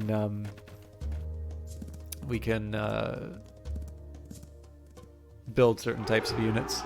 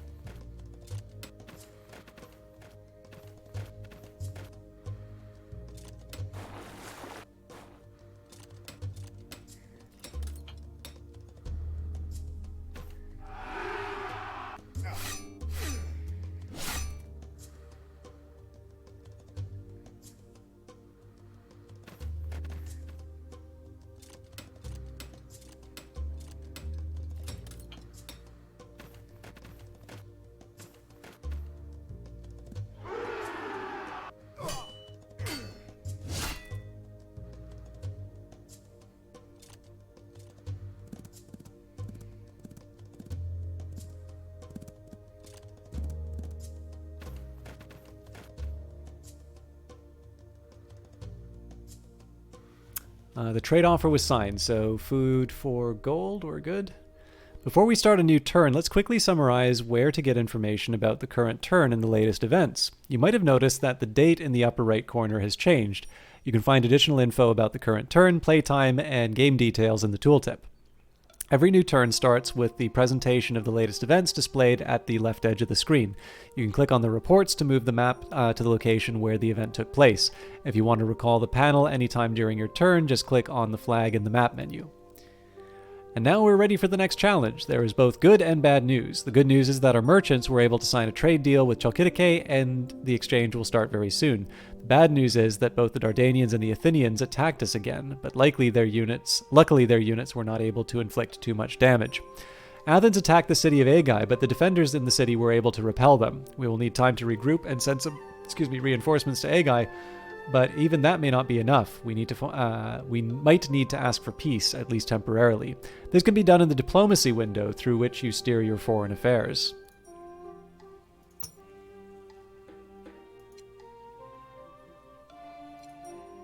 Please stop. Our envoys are on their way to Athens, and we can now turn our attention to the conflict with the Dardanians. We have a good position a stone's throw away from the Dardanian capital, and we should hold it as long as possible. In such a situation, it's best to order a unit to fortify its position, which significantly increases its defenses. The warrior unit damaged in the attacks is in a tricky situation, and it would be better to pull it back outside of the enemy's striking distance. Fortify the unit in the forest, and move the damaged unit back from the battlefront.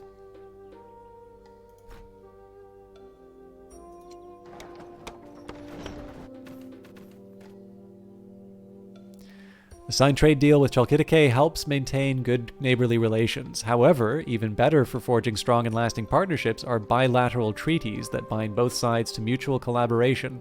Diplomacy requires delicate negotiations. Don't ask for too much too fast. Good relations are cemented by gestures of goodwill, and time is needed to build trust between states. Chalkidike is our good partner, so let's move our relations to a new level by signing new treaties. The Map Item Info Treaty allows for exchange of information about our units and map items, while the Peaceful Passage Treaty allows non-military units to travel across our border. Open the diplomacy window with Chalkidike and tick two of the two highlighted boxes.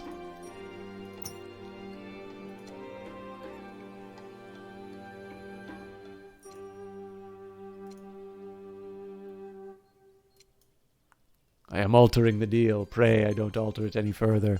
Excellent. Hopefully the envoys will return with a positive reply. In the meantime, we should keep rebuilding our beautiful country. The new city is finally finished.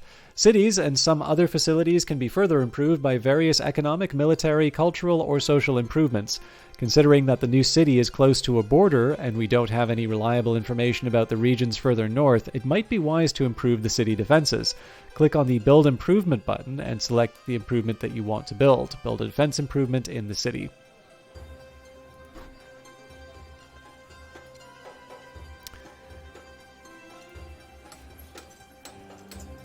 You can also improve units in a similar way. You can give them better training, armaments, or weapons to enhance their fighting abilities, mobility, and other attributes.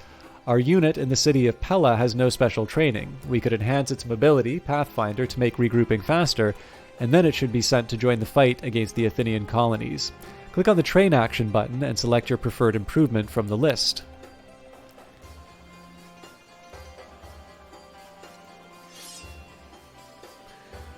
This unit is undergoing training now and should be ready for action next turn. As you already know, settlers can build roads and cultivate land, but they can do more than that. They can utilize lands such as swamps by draining them and transforming them into fertile lands. Use the Drain Terrain action to give the necessary command. You can drain only swamps. Let a settler work on draining the swamps on our coast.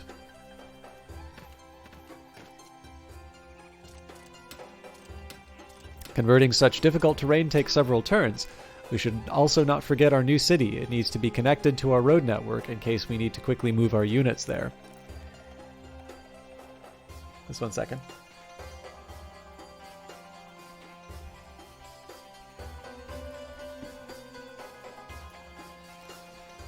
All right. Oh, now this is interesting, because I was just thinking... I don't know, hang on. It's probably going to move me to the city and then get me to build a road down here.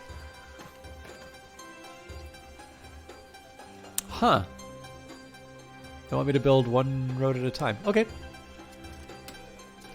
Before we end the turn, we should come back to the state window. It's time to decide on the direction of our research. Cities consume a lot of resources, so reducing their maintenance cost is our priority now.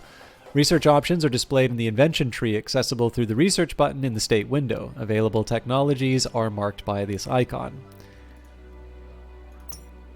Alright, there's the research.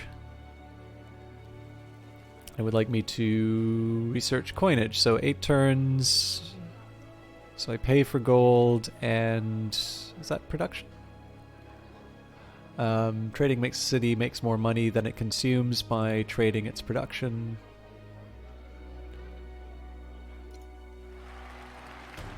Knowledge. Sorry.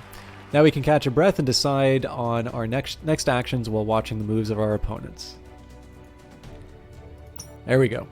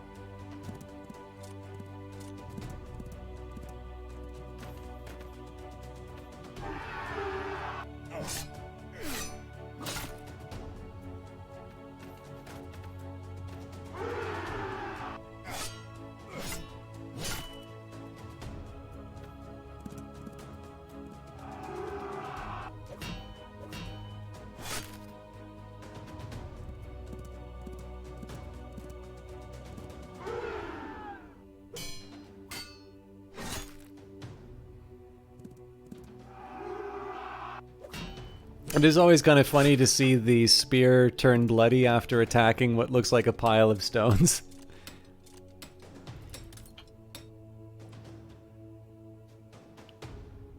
Treaty changes with Chalkidike were agreed. The peace offer was rejected by Athens. Before we busy ourselves with the latest news that require our attention, let's take a look at the panel in the top left corner called the State menu. The button with the coat of arms opens the State window with main administrative tools to manage your country. The Resource panel shows the current reserves as well as the surplus or loss from the previous turn. Click on any of the resources to open the resource usage window with detailed information about the selected resource. Below the resource panels are three important buttons. The build facility lists buildings that can be constructed outside of cities. We will come back to this function later. State decisions are actions designed to help in the time of crisis or when needed. And the objectives map shows objectives and their goals displayed on a map. The research progress bar shows how far you are in acquiring particular technology. News from within as well as from outside our country is in similar tone as the last messages. Chalkidike signed the two new treaties we proposed, which is great news indeed. On the other hand, Athens rejects any peace talks, although they withdrew their unit from Aegae after an unsuccessful attack. Let's try a different strategy then. Chalkidike seems to be open to our requests. If we could make them declare war on Athens, it might make negotiations with Athens easier. Chalkidike is a trading power with a very good reputation among the Greek states, unlike Macedonia, which is perceived as semi-barbaric by most Hellenes. You can ask another state to declare war against a third party in the diplomacy window. Similarly, you can also ask another state to sign peace with a third party, which can strengthen your world standing as an initiator of peace. Alright, so let's get these chalk people to... Let's see if we manage to shake the balance of power. We should move the restored cavalry unit from Edessa as well as the newly trained unit from Pella to the south. It is kind of interesting to see. So this is actually kind of an interesting revelation in terms of how the game thinks it should be played compared to me. So one thing I was saying is like, well, it looks like we've actually got a fairly decent position up here to begin with, but we are going to want to support this warrior. So maybe we, to me, I'd say, well, let's just double down and like really let him have it. Whereas in this case, the game is encouraging me to sort of reinforce Methone. And this is honestly probably the right call because right now there's just, one unit sort of sitting in here, but definitely an indicator in terms of differences between what my first assumption would be compared to what the game is recommending.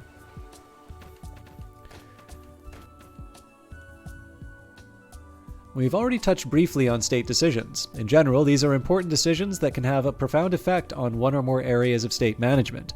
The upfront cost to employ such a strategy can be calculated, but their impact cannot be fully determined in advance. Some of these strategies are often conditioned to fit certain situations, which means that they only become available when you can use them to your benefit or when the situation might require it. Taking such a decision might help bridge or even avert moments of crisis. Military campaigns should be accompanied by a general who can incite unrest in foreign cities and perhaps lead to their surrender, as well as encourage the troops. Right now we have no such figure in our ranks, but we can hire an esteemed general into our service. Here, one of the state decisions, called Hire General, comes in handy. What are we waiting for? An outstanding military person can pour new energy into the armed forces when it is needed. If no such person grows naturally out of the military ranks, a new hero must be found. Even one man can turn the tide. One victory is often what tips the scales in your favor. We managed to hire a new general. A lot of hope and expectations weigh on this man's shoulders. General Orestes close to Pella, joined our ranks. Resources yield suffered from the latest changes. Gold and diplomacy, I think? Excellent. We seems we found a man who has the respect of our troops. Let's test him right away. Send him to join our forces in the south and try to encourage our soldiers there. Generals can increase morale of nearby troops through the encourage action button. I really do like the gesture for that. Take care that no enemy gets too close to your general. Losing such a respected military figure can demoralize your units and threaten all your plans. Encourage troops by using the general. Fight harder, men! It seems that our men listened to him, so let's not waste time. The unit inside Agai can now safely leave the city, follow the Athenian troops, and reclaim the lands taken by them in previous turns for Macedonia. Claim back lands taken by Athens, and launch an attack on Methoni.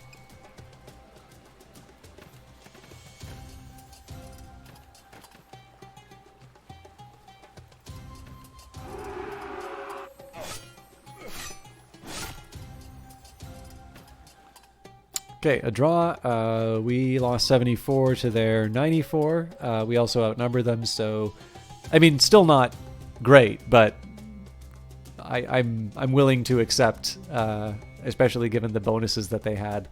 Definitely, that's a pretty good result for us, I think.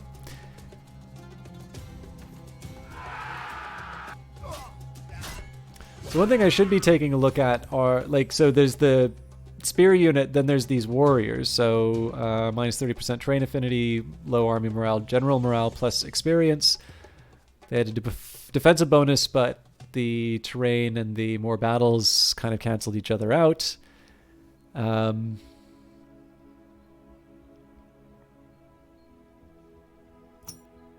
right, well done. Another victory over Athens. This will teach them a lesson about Macedonia. The defenders of Methoni were destroyed. The city is too far from Attica for Athens to be able to send reinforcements fast enough. This could be our chance to push them from our southern border for good. We need to wait for the next turn to deliver the final blow. For now, we should turn our eye back upon the troubles in the north. There hasn't been any enemy movements reported recently, but our warrior unit fortified near the enemy capital needs to rest and replenish its ranks. Self-healing is a way of restoring the unit's strength without any costs, whenever and wherever it is needed. However, it takes quite a long time to heal the unit completely, and the unit is very vulnerable in the meantime. We'd better move another group of warriors to their position for extra protection. Group the units on the same tile, and let the fortified unit catch a breath and tend to their wounded. So, I mean, this doesn't quite make sense to me because it's this unit that needs to heal, whereas the fortified unit is one. I think I understand what the tutorial's saying, but I think the tutorial, to my understanding, the unit I just moved is not the fortified unit, but it is the unit that I want to heal. Apart from improving cities, you can also build various facilities outside of cities. Blacksmith, stable, defensive walls, and temple. All of these buildings have their own function, and so you should carefully select a location for them to maximize their effect. All available facilities are listed in the Build Facility list in the State menu. Let's build a temple on the hill above the capital city. Temples in general increase birth rate in all the nearby cities, and they bring blessings and protection of the gods.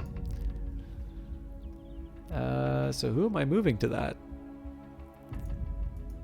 Oh wait, no, this is just something I can build kind of out of thin air. So temple accelerates population growth in cities that are within a 3-tile range from it. So 2 cities with more babies? 3? Yep. Therma, Pella, and Bregetti?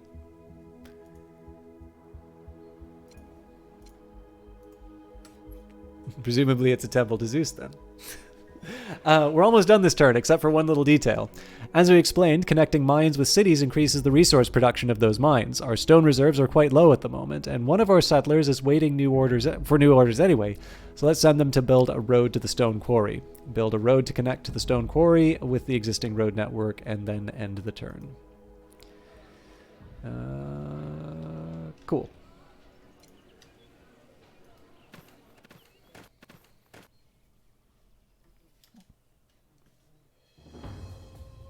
Sorry, it was influence, not diplomacy.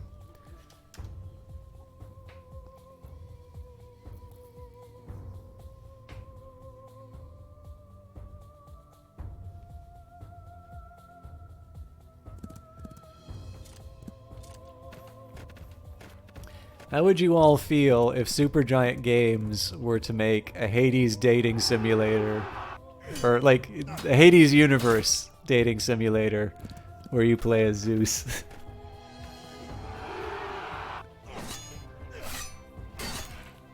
It's like the stealth portion where you sneak past Hera.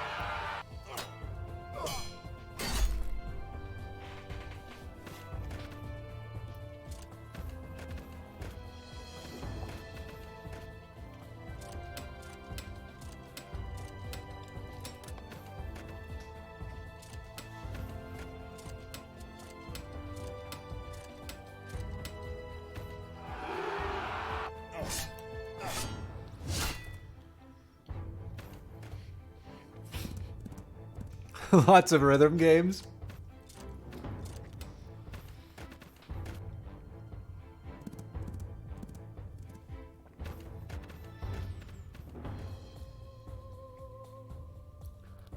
Chalkidike does not want to cancel peace with Athens. Wimps! Before we get back to your responsibilities as king, let's take time to go over a bit more about cities. When you select a city on the map, the area around the city, called the city range, is highlighted. There are tiles where wood and food are harvested. Note that tiles outside of the city range will not be harvested. The number of tiles in a city range is determined by the city size, but only tiles under your ownership will be included in its range, so it has to be within your borders. The size of the city also affects production and consumption of resources of the city.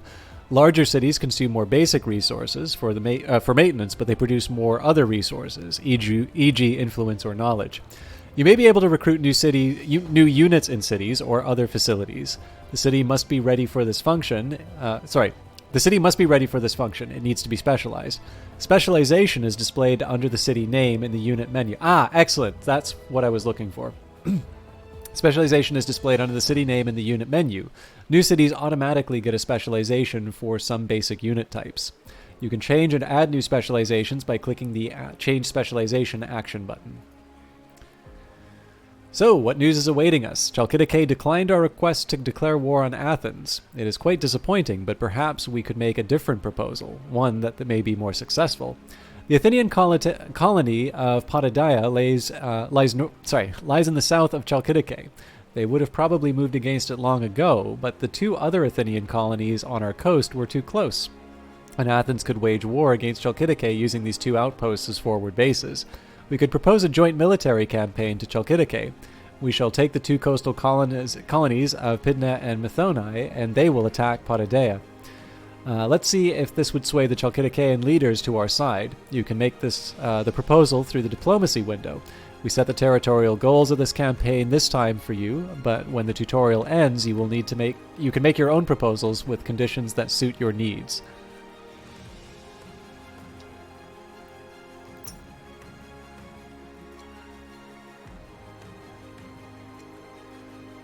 Most negative attitude factors known, meddling into my foreign policy.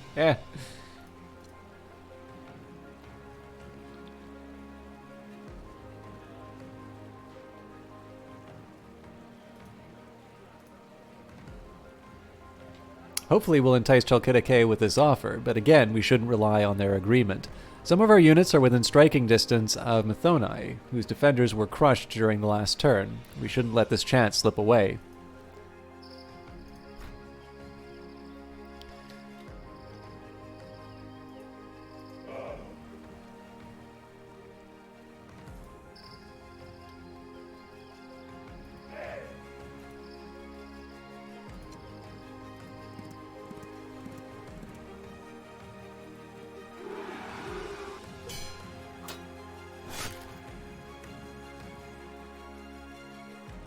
Battle with Athens in Amphixistus? Not even going to try. Lost 105, 287 people expelled or killed.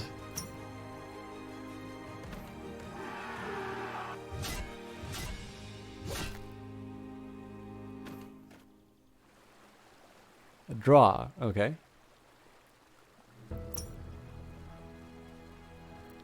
Absolute supremacy, prediction accuracy, free from doubt. Okay, I should be probably paying closer attention to some of these details.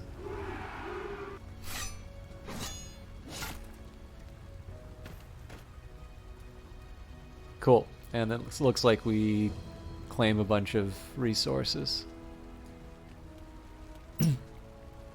Methone has fallen. City conquests often lead to damages to the city infrastructure and subsequent needs for repairs.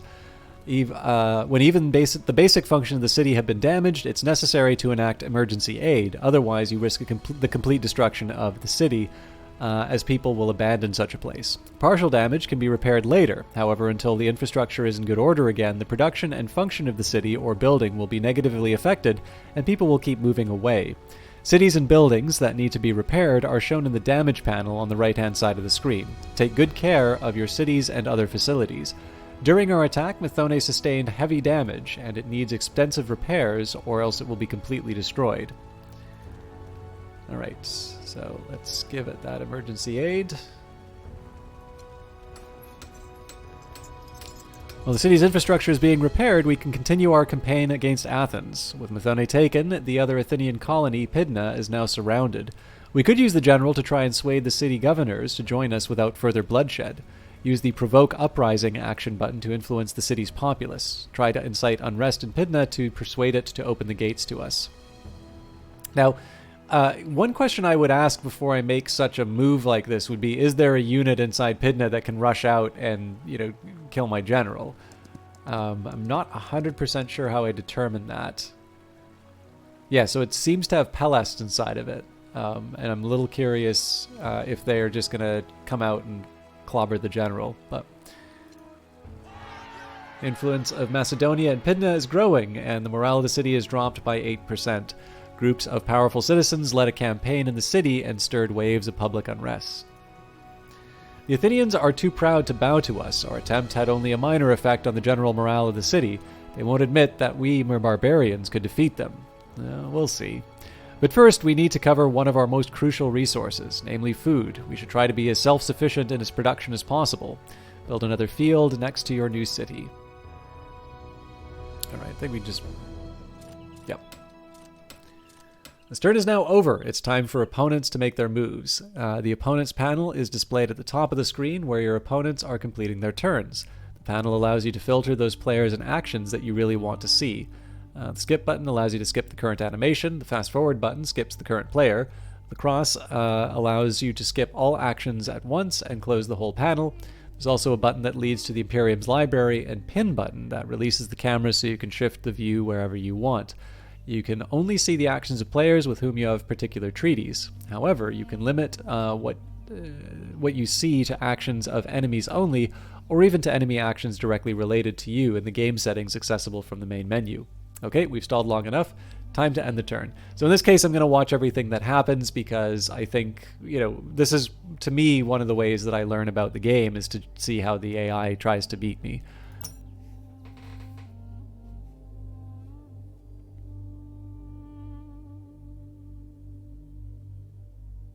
I really like all the portraits they did for this. They're very, very diverse.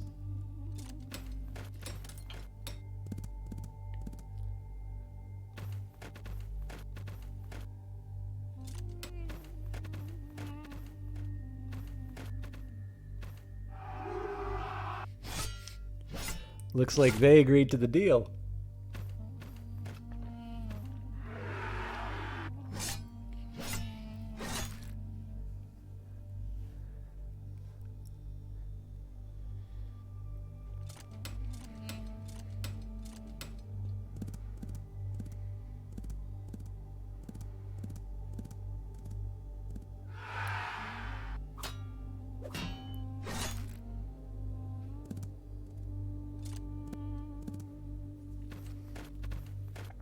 It was a mine, now it's theirs. Sorry. Chalkidike agreed to joint military campaign against Athens. They made it! The armies of Chalkidike reached all of the targets of the military campaign against Athens that we agreed upon. Now it is up to us to complete our end of the bargain. Our honor is at stake. Eugenius's army is starving and its morale is decreased to 40%. Hardship of military life is felt more intensely when a unit is cut off from supplies. A solution should be found soon, as the reliability of the unit decreases with every turn. The last menu we haven't talked about yet is the map menu in the lower left-hand corner. The menu includes a mini-map you can use to move around the map, as well as the zoom in and zoom out buttons that function the same as the mouse wheel. There's also a settings panel on the right-hand side of the menu that allows you to change the display of the map. Take some time to click through the buttons and find what they do and how they can be of use to you. There are 3 more buttons in the top of the menu leading to the strategic overview, the political map, and the trade overview windows. Now back to Macedonia. Chalkidike accepted the conditions of our joint military campaign. Surprisingly, they immediately declared war on Athens and conquered Potidaea. It means that they reached their campaign goals, and it is now up to us to do the same to honor our agreement. First, though, we need to take care of the situation in the north, where the Dardanian scouting cavalry cut off our supply lines, and our units are stranded without food and armaments. Starving units quickly lose morale and courage, so action must be taken fast. Supply lines are vulnerable, and thus should be well guarded. Check the Imperium's library for more information. We have to restore the supply lines from Edessa and ideally destroy the marauding cavalry unit. It means pulling back from the currently held positions, but the situation demands it.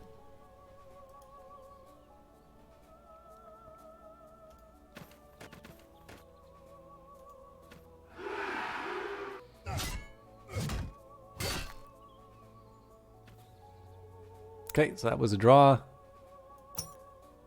We inflicted some damage on the enemy cavalry, but the unit was able to resist our main attack force. On the other hand, we encircled them, and now they have no supplies or connections with their own command.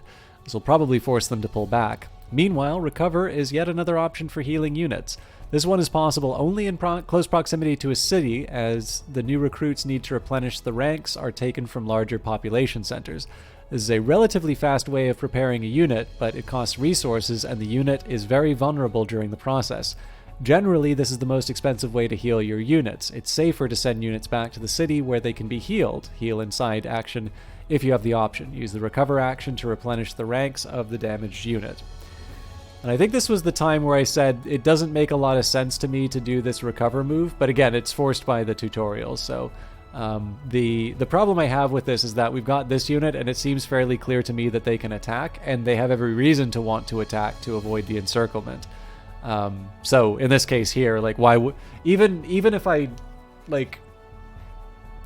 couldn't move it to Edessa, it makes sense not to waste the resources in this case. Let's return to our southern border and the war against Athens. Our position is even stronger. We can try to influence Pydna to switch sides once again to prevent unnecessary loss of lives. If they don't open the gates, the city will have to be taken by force. Influence of Macedonia and Pydna is growing, and the morale in the city has dropped by 8%. Groups of powerful citizens led a campaign in the city and stirred waves of public unrest. The stubborn citizens of Pydna still refuse to surrender. Considering that the city has very limited defenses, it might fall in our initial attack.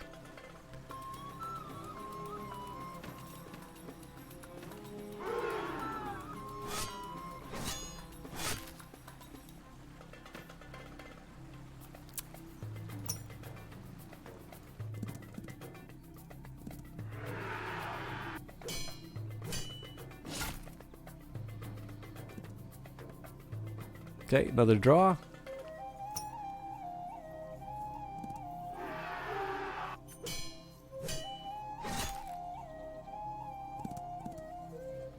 Defeat.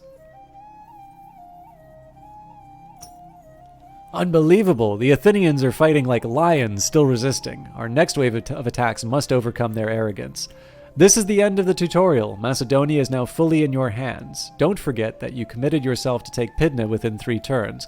We will explain some important game rules, mechanics, and features in the following few turns, but there will be no more assignments. If you want some suggestions of where to focus your efforts, check the list of objectives in the state window under this icon. They won't offer you advice, but they outline some strategic goals that will bring some rewards. The full responsibility for this land and its people now rests upon your shoulders. It's up to you how your name and the name of Macedonia will be noted in the historical annals. Good luck. Okay. Well, it seems to me like we can still throw some bodies at Pydna. Absolute supremacy. Okay, yeah, so...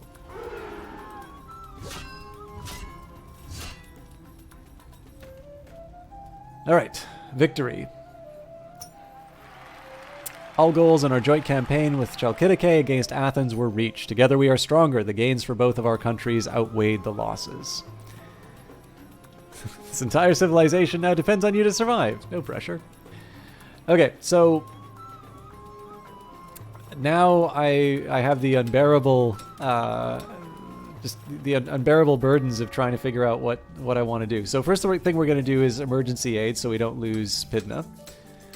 I just want to make sure. It looks like Methony's got some business going on here. Yeah, no, that's fine. Okay. Now, is there a way... I guess I can't undo the...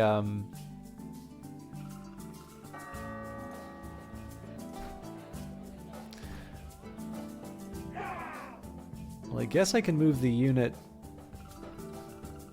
No, no.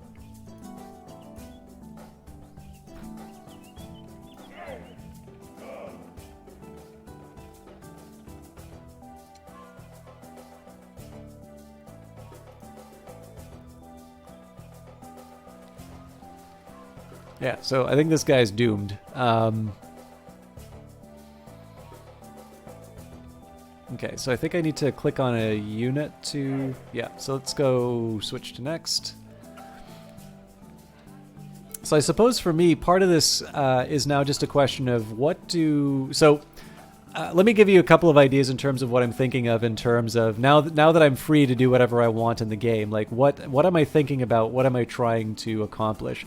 So one thing I would say, it's like, well, you know, I guess I can try and take this territory a little bit like what we did up in the north here.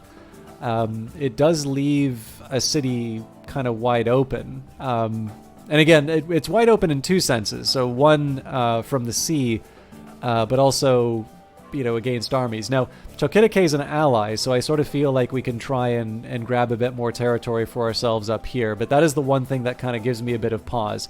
With that in mind, though, I think probably acquiring more land, particularly... Oh, Athens.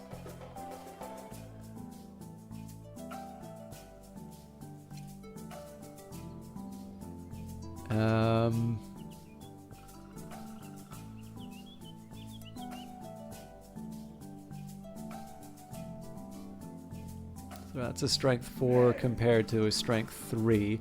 I could make life a little easier for me if I fortified. I guess looks like I can't fortify though.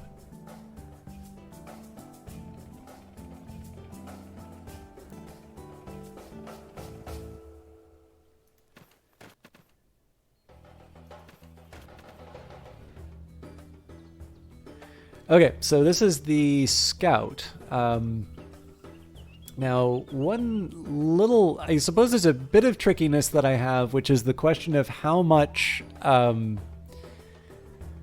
growth I need, basically. So let's go find that list of objective. Actually, sorry, I did say I should take a look at the map. So I don't want to turn off game sounds. What's the deal here? Oh, neat.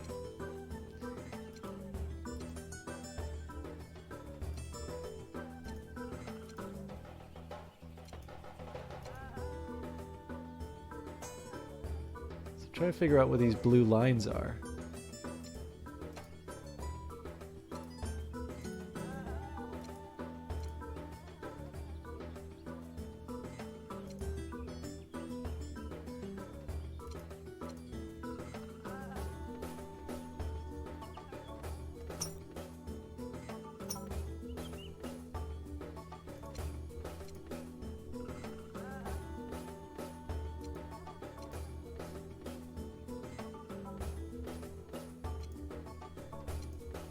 I don't know. I am really like just going for defaults most of the time.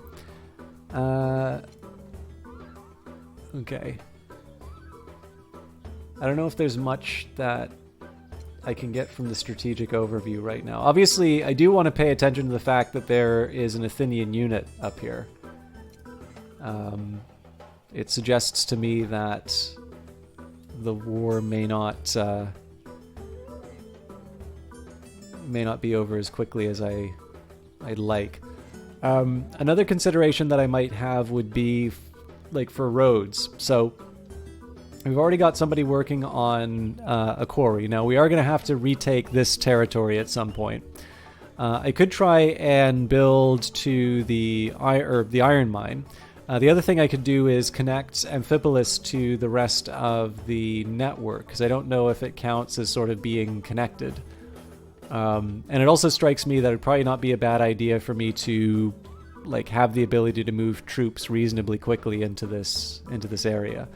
So let's build a route. Also, it doesn't seem like it costs resources.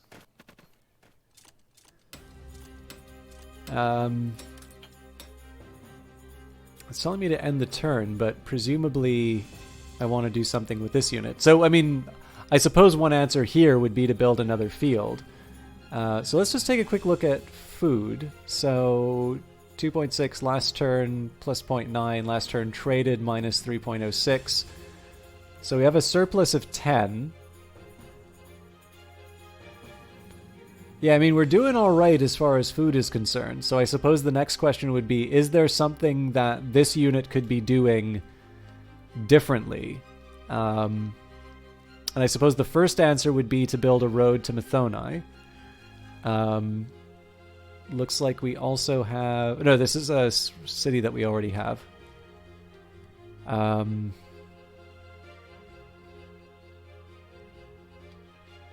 So yeah, I suppose the question just comes down to, do I want... excuse me. Do I want to keep building the road network now, or is there some advantage to me planting more crops?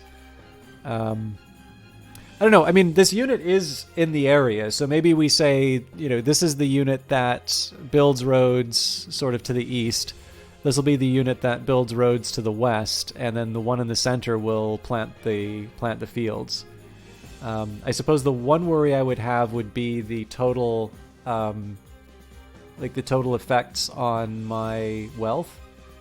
So if I'm planting, it's plus 5, so we're 9.9. Last turn, 7.3, traded plus 3. Last turn surplus loss 0.61. Yeah, so I mean, we're still technically ahead if I build one per turn, but it is pretty anemic growth. I don't know. I think it's probably worth it to build the field here, so.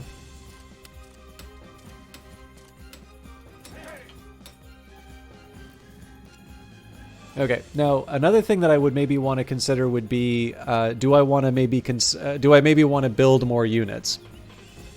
So, for instance, we hit build. Okay, so I don't have enough gold for a settler. The other consideration that I might have would be more military units, particularly because we know there's a strong Athenian unit to the east. So that's pretty costly. So for Pellists, basic infantry with good fighting morale utilized for combat on even trades.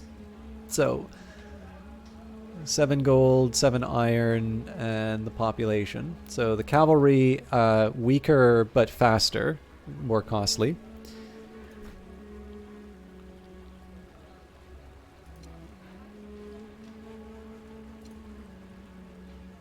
So same story with settlers and Pellists.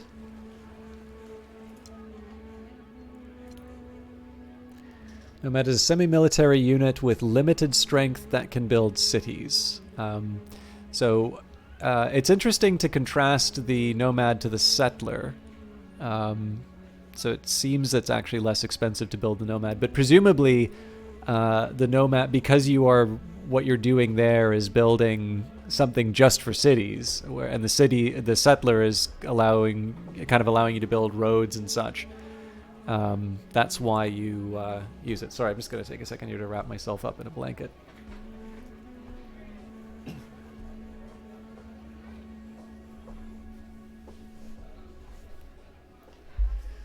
So, do I see sense in building nomads? Absolutely. Do I see sense in building nomads right now? Not really. I suspect, so the question to me is where would I build a city? And I think, if I could find some foundations, that would make some sense. But yeah, it's actually gotten quite cold. Well, cool. But I'm being a big baby about it. By the way, Kree, I saw your Call to Simulator comment. I'm happy you had fun with that episode. Also, I just saw in my emails, Stewie, if you're still around, I just saw a notification here that you're following me on Twitch. Now, I apologize. It seems like the alert for follow... There's actually 2 now, so I think it's raids and follows don't seem to be going in, but The donation one worked a little while ago. So I'm sorry, that is not by design. But if you're still around, thank you very much for the follow there. And apologies to those of you who are following the channel and aren't getting the notification. If you tell me in chat and you want the recognition, I will definitely be the one to. I will definitely take the time to say so. Okay, so again, what am I doing here? Well, right now I want to take a look at what I have access to in terms of dealing with this unit, because let's face it, this is a pretty meaningful enemy. No, I've already got your follow, Algrins. You get nothing. Thank you very much for your continued subscription. Okay, so yeah, we've got pellets that we can throw at them, which again, not a problem. I'm willing to work with these if that's what I've got, but I am interested in terms of kind of seeing if I can build other types of units. So for instance, we've got warriors here. It says unit with high mobility, especially in forests, equipped for combat in difficult terrains. So it's kind of interesting here to contrast the warriors and the palace by these numbers here, right? I've got 336 compared to, I think I'll just do control spacebar. It doesn't work. This is 334 and 777, whereas I believe the warriors were less costly. So 755. So, you know, it would seem to me that I would prefer the warriors to the palasts. So this is going to be one of these cases I go to take a look at the library, because it may be that there are certain benefits for the units that I'm not aware of. So units.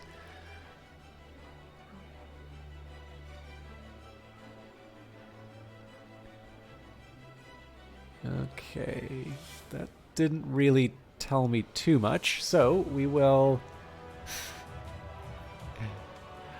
So funny enough, I've never seen the Warriors, but do you know that the Warriors is actually based on, I believe it's Anabasis by Xenophon?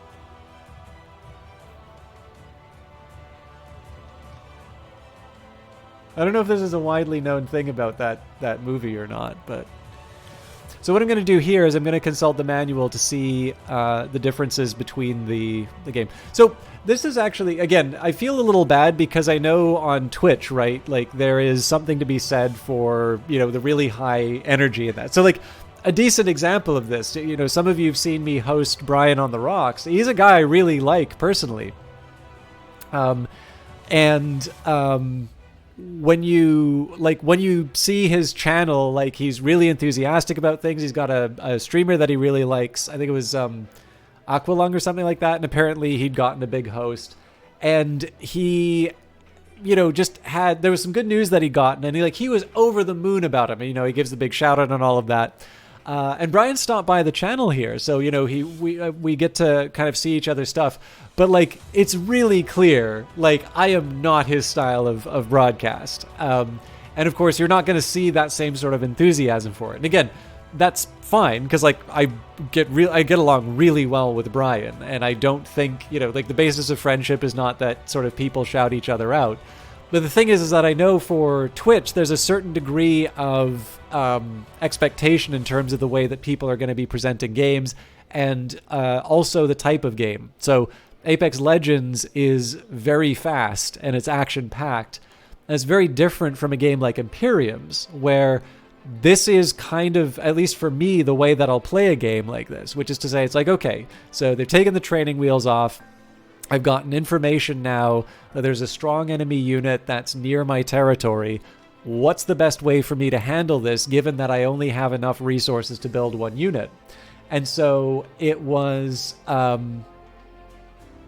basically in this case here, like, this is not just an opportunity to figure out the next turn, but this is where I start sort of building those foundations of the kinds of strategies that I'll be employing when I play like my 4th or the 10th or the 50th game that I play. And to me, that's where the fun of these games come in, right? It's really engaging in depth with the material and being able to sort of say, it's like, okay, I tried this once and it didn't turn out, so I'm going to try this clever approach, and just being able to learn that way. But it means that you're going to be taking the time to open a book, and you're going to be figuring out how the game works and taking some time for deliberation. Where, again, if you do that in the middle of an Apex round, you're going to get blasted. So this is just one of these cases where I draw the contrast. I draw the contrast because, again, Brian is a really high energy guy, and it's really clear the kind of broadcast that he enjoys. And it's a useful distinction to make in terms of the type of games that I'm interested in and what I get excited by in terms of games. And of course, you've all seen that I can play first-person shooters. I like first-person shooters, but I'm never going to be a hype caster. Like, that's just not really my thing. I'll get excited in the moment about a game, but I'm not necessarily going to be somebody who can bring across that intense kind of energy on a consistent basis. So, but with that in mind, like, this is, if you're looking for, so, this is coming back to the reasons why I like turn-based strategy and why I stream turn-based strategy games. It's a chance to really dig in deep and see how these things work. And so this is, again, one of the reasons why I was delighted that Cube reached out to cover this game, because this is the sort of stuff that I like to do, and to be able to sort of, grab a notebook and just sort of sketch out some plans on the turn before I hit that next turn button. That's a thing that I don't always get to do in the games that I get offered a key for. Yeah, his the tie on the head is a filter, but he pretty much consistently does that now. So System Rock, all energy all the time. I'm just too boring. I would need to remove 80% of the stuff that I do every week to keep that kind of energy. Okay, 5 army groups in the game. Greek, Persian, Barbarian. Where's the other 2? Greek, Persian, and Barbarian. Each employs special unit types, differing mainly in the following properties. Terrain affinity, the ability to fight on certain terrain. Barbarian units perform better in forest, whereas Greek faction units are better on flat terrain.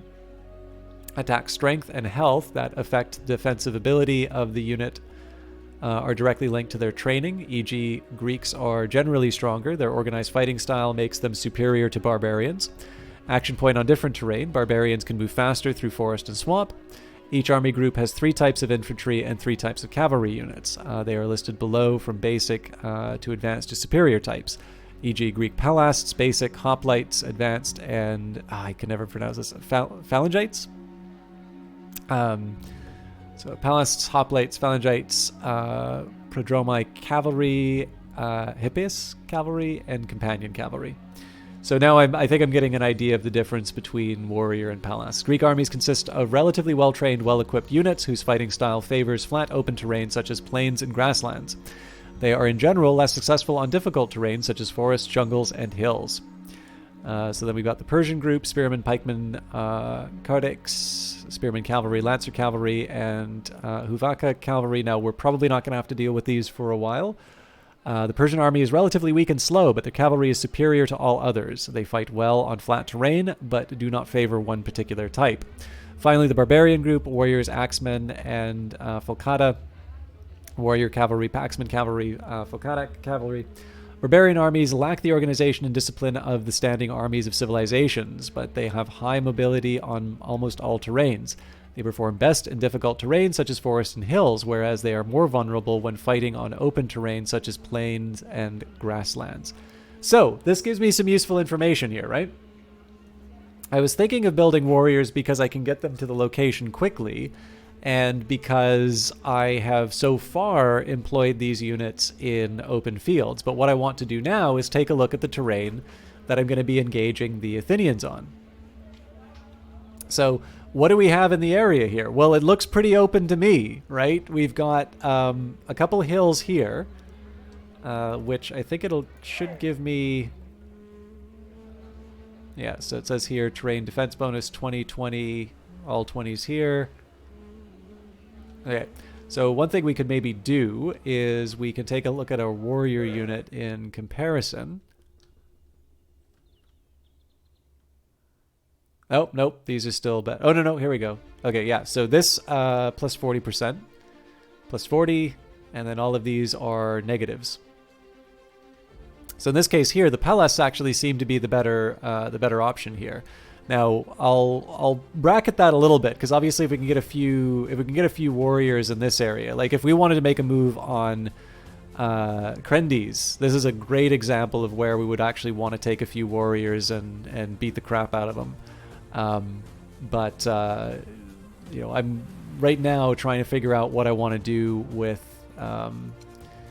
this unit. So this is, hoplites. So the best thing that I can hope for here is to just wear them down with other, like with more units. So knowing what I know now, knowing that we're going to mostly be engaging them on open terrain, what I want to do now is get some more palasts, and then the question is, well, where do I build the palasts? I think it's probably better for me to build them in Amphipolis if I can. Yeah. And I won't have money for building any more, but that's at least a start. Now, again, we'll lose this warrior unit. The other question, of course, is this the best way for me to fight the Dardanians here? It would seem to me that there's probably some benefit in bringing some palasts in here and then use the warriors in the surrounding woods areas. Now that'll become available once we get rid of Pydna. Maybe we'll have to garrison them because I don't know how vicious Athens is going to be in reclaiming these areas. But we can worry about that next turn. The other thing that I would want to do at some point would be to build a temple. We don't have the money for that right now. I'm figuring probably a temple here to cover these cities. I guess one question might be if there's the foundations for another city somewhere nearby.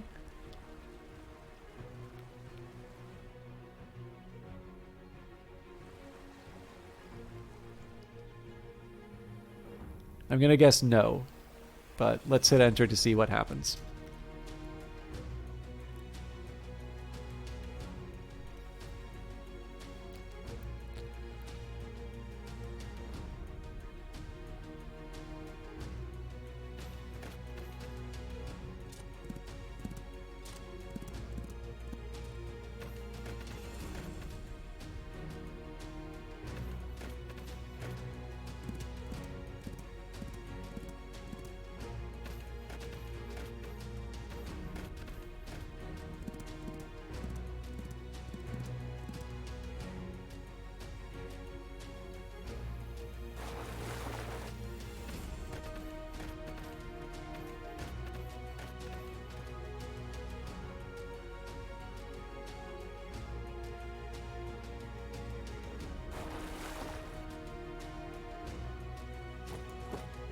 Interesting, they moved back.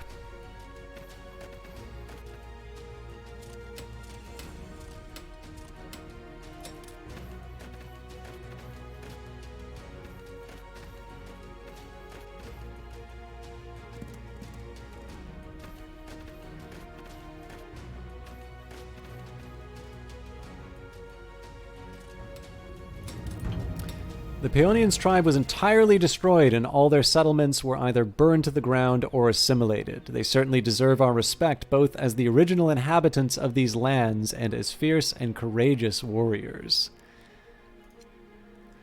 Resources are play a very important role in the game, and you should always take care to use them effectively. Gold is acquired from gold mines. Also, cities can generate income if they are upgraded to trading centers. Gold is mostly used for soldiers' pay and maintenance.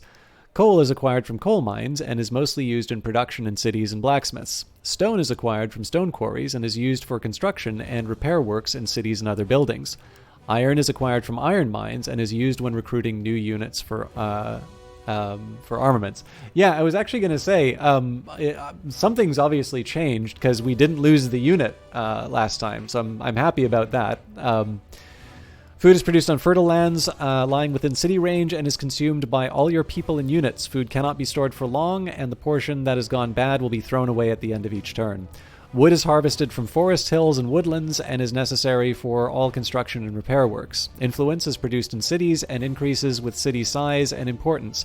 It can be used as a counterweight in case another country wants to spread its influence on your territory, but in the same way you can use it to convince foreign cities, tiles, or units to join your country without starting a war.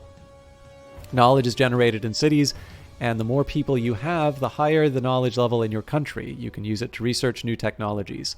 Citizens are born in cities. The birth rate can be regulated through the birth rate support mechanism. They are both the workforce and the basis for your standing army.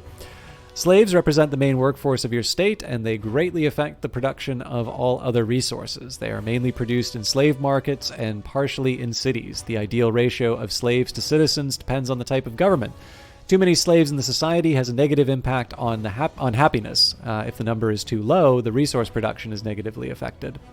Happiness indicates the overall mood of your citizens, and it is a combination of many factors, like the type of government, the abundance of resources, the administration centered in the capital city, etc. A higher happiness rate positively affects army morale and also prevents enemies from spreading their influence in your cities. On the contrary, lower happiness decreases army morale, increases immigration and the number of revolts, and makes it easier for your enemies to exercise influence at the border regions. Okay, lots of stuff to go through. So first of all, one thing I'm curious about is... Okay, so the ideal ratio is between 25 to 45. So in this case, we do want more slaves. There is actually a way, when you recently conquer cities, you can actually enslave parts of the population, but there's a very negative response to that. So I'm also a little curious about these two bars in the title. So one thing I am going to do here just before I go too crazy on the turn is I'm going to save it. So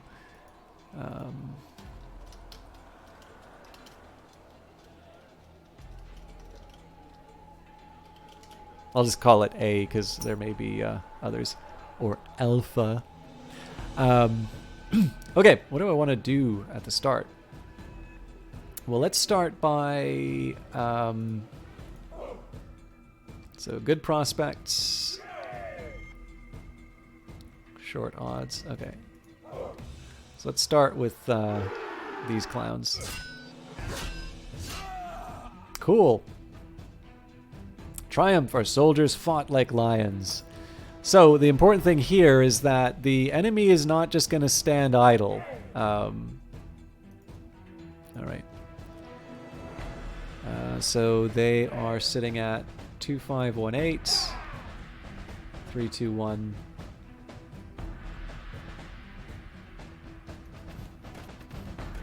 So if I were to put them here, recover, self-heal, build town, fortify.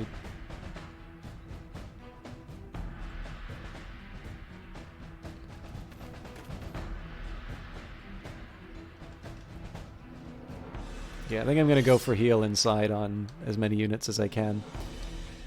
Okay, so the settler... So one thing I'd kind of like some information on is how much I'm missing in terms of food. So like we seem to have some fairly low food stocks, which surprises me a little bit because we do seem to be... it seems like we should be generating quite a bit. So one thing I'll maybe take a look at is Pella. So basically I want to take a look at each of my cities and say, all right, am I... Like when I'm building,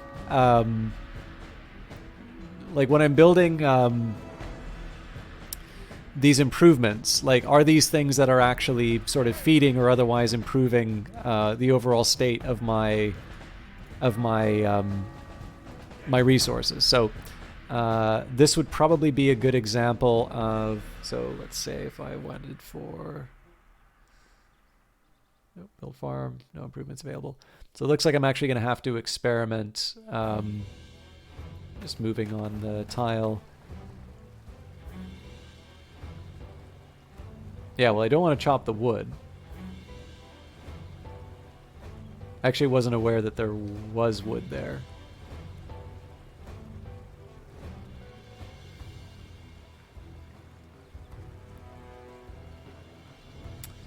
That's inconvenient. I think that's a wasted turn then.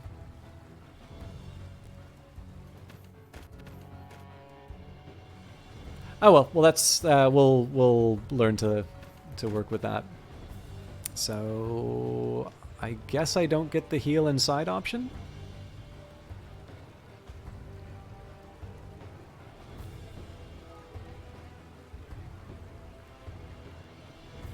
So I think in this case we will load.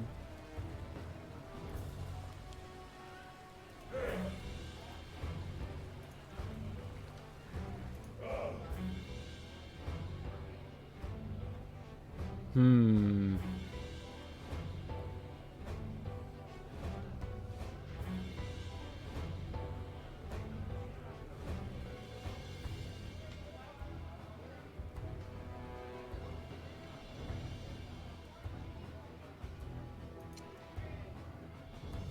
Maybe I should just try some of these self heals.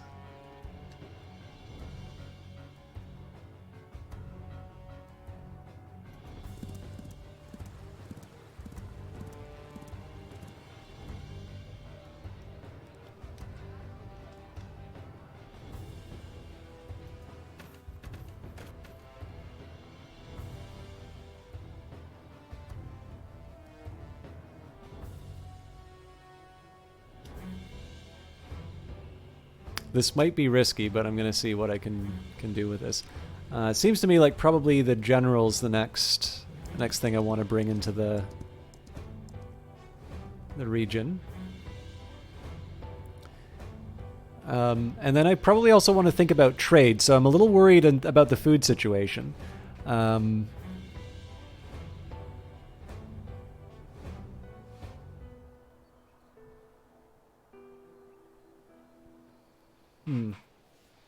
See, I mean, all the expenditure is not really happening through maintenance. It's happening because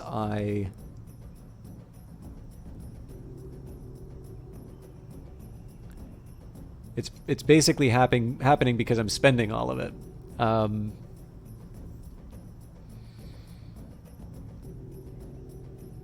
I can see some sense in messing with the birth rate.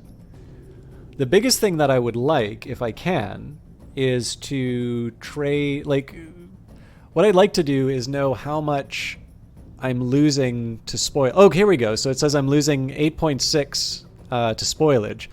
So what that says to me is this is the potential for... Oh, Karn, I'm sorry. I didn't see your host there.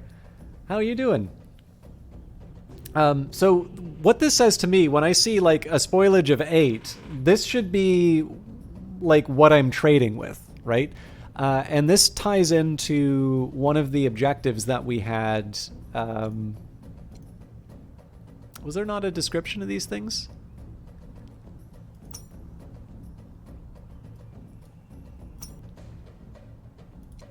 There we go. Oh, actually, we're getting really close to the population objective already. But where was it? Macedonia's position among the Hellenic nations remains on the periphery. We need to befriend and make a military pact with similar states in order to prove our worth to the rest of the world. So Chalkidike, we're on a pretty good path for that.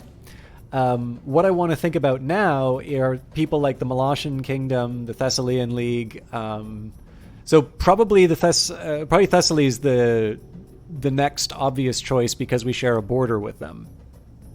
And so this is one of these cases where I say, okay, well, clearly with Chalkidike, one of the ways that we were able to do that was to engage in trade. So not only am I able to get rid of the things that are spoiling, but I can also use that to augment my gold. My gold can then go into improving things like the birth rate or building additional units. There's a number of different things that I can do there. So what we'll do is we'll open trade. So I'm kind of curious. List of resources your opponent might need. Ah. No. Okay, no, I'm seeing where this can go. Okay, so my preference, to be honest, would actually be food for gold, but yeah,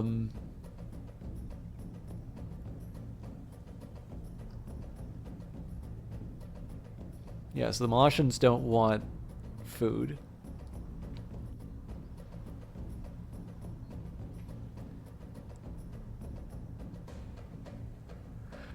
Okay, well, let's start with...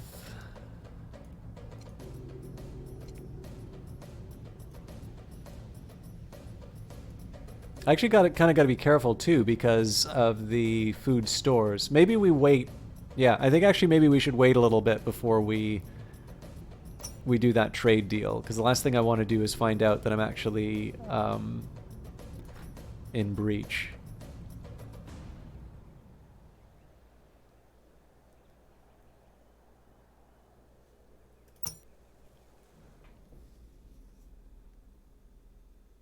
So, with your raid, what were you playing tonight?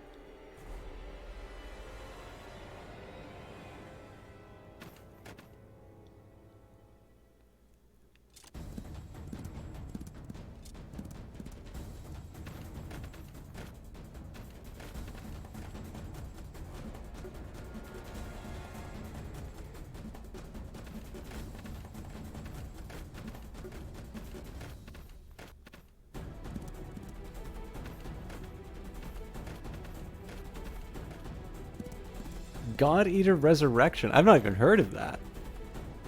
Do you want to give me the elevator pitch? I'm also really wanting to make some tea, but I know I only have so much time left, so I have some iced coffee now. Wasn't iced when I started the stream. Monster Hunter, but post-apocalyptic and very, very well, I was guessing from the name that was probably an anime, anime style.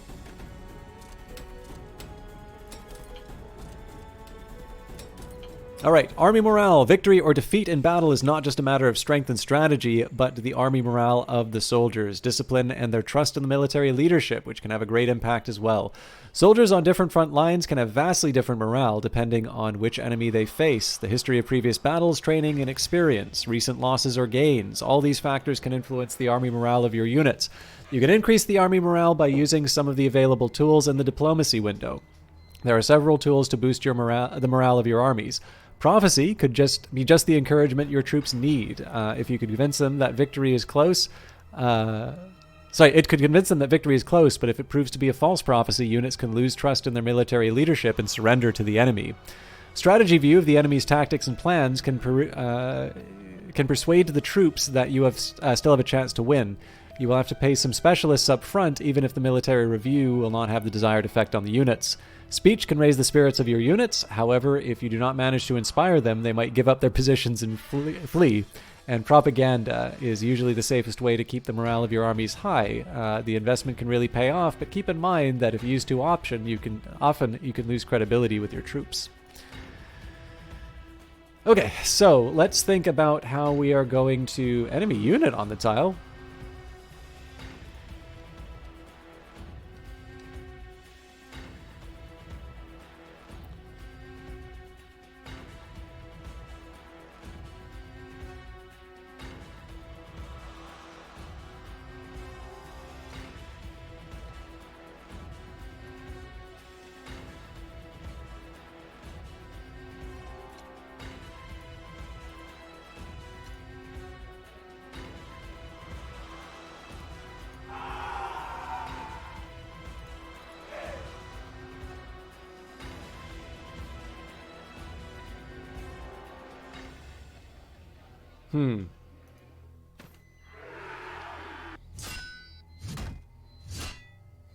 I didn't exactly want to spend this unit for this, but we got what we wanted.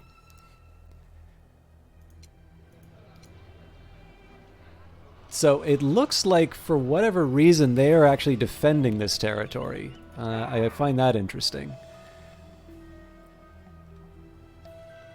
I'm also intrigued by the supply. Now I'm wondering if I'm going to have.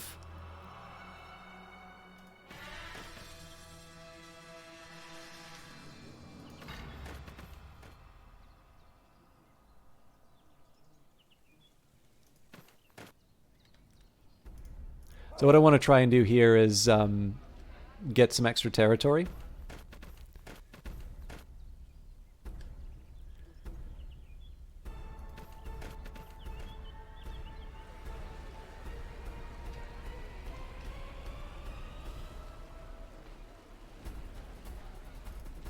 Okay. Let's maybe take a look at that food breakdown again.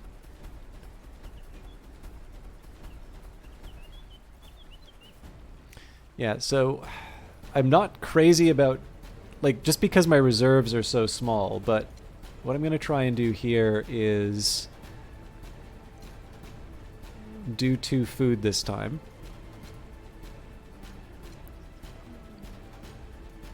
Turns out that's all they'll let me do. Now they're recommending wood, stone, or coal. So I guess the next question is,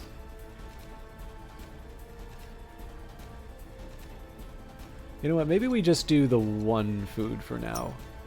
And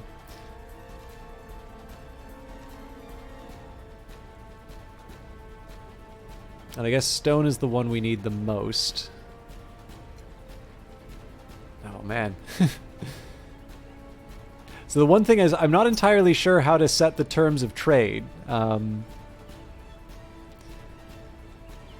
Counterproposal: request a certain amount of resources, but give the opponent room to negotiate what you will pay for it. Resources and the amounts on your side are the subjects. Let's take a look and see if the game has anything to say. So, trading with other countries can be very beneficial. What one state has in abundance, another state might need, and this creates the basis for long-standing commercial relations. Profitable and lasting trading relations also contribute to increasingly good bilateral relations. All resources are tradable except for happiness. Slave trade is allowed and can be very useful, especially if you need to increase your workforce. However, it is generally not perceived well by the population, and it can negatively affect overall happiness. Buying slaves is less provocative than selling them, as this makes people uncertain, which they do not like. Trading knowledge is another very important part of the state development. Knowledge can be seen as know-how that can be exchanged with other states. You cannot trade technologies or inventions, but through trading with knowledge points, the states can increase their knowledge basis and make their own research. To be able to enter into any kind of commerce with nations, trade routes between countries have to be established. No traders would send their goods into unknown territories. The caravans always had a final destination. Trade route can only exist between 2 states when each state knows at least one city of the opponent. The city is visible to the opponent. The trade route can go over land and also over sea. When you make a trade agreement, the current overhead costs are calculated, but this can change over time, e.g. an enemy blocks the route. Every turn at the least risky route with the lowest overhead cost is identified and used for the ongoing trade. If the overhead costs reach a certain point where the trade is no longer profitable, the agreement is automatically cancelled. The best trade routes with the lowest overhead costs lead over improved roads, then on rivers. The 2 trading cities have to lie on the same river, sea, and on land with no roads. Different terrains also impact the quality and safety of the trade route. Flat open terrain such as plains are easier to traverse than mountains. Trade routes can cut through a territory of a third state if you have a trade routes treaty. There are several ways to display the available trade routes. All available trade routes can be displayed on the main map by clicking on the Trade Routes button in the map menu. All available trade routes are shown as dashed lines in the political map. The best trade route to another player is displayed in the trade window on the minimap. Risk of robbery is a risk that the caravan will be robbed. The longer the trade route, the higher the risk of bandits. Short routes crossing only the territory of trading states are the safest. If the traders have to go through a third country or territories that do not belong to any state or use sea routes, the risk of losing goods to bandits is considerably higher. It is not possible to lower this risk, but you can use the safe routes only, short routes leading only to the territories of the trading parties. Canceling trade agreements can be done actively any time by any of the trading parties or automatically if the overhead costs reach levels that make the exchange unprofitable.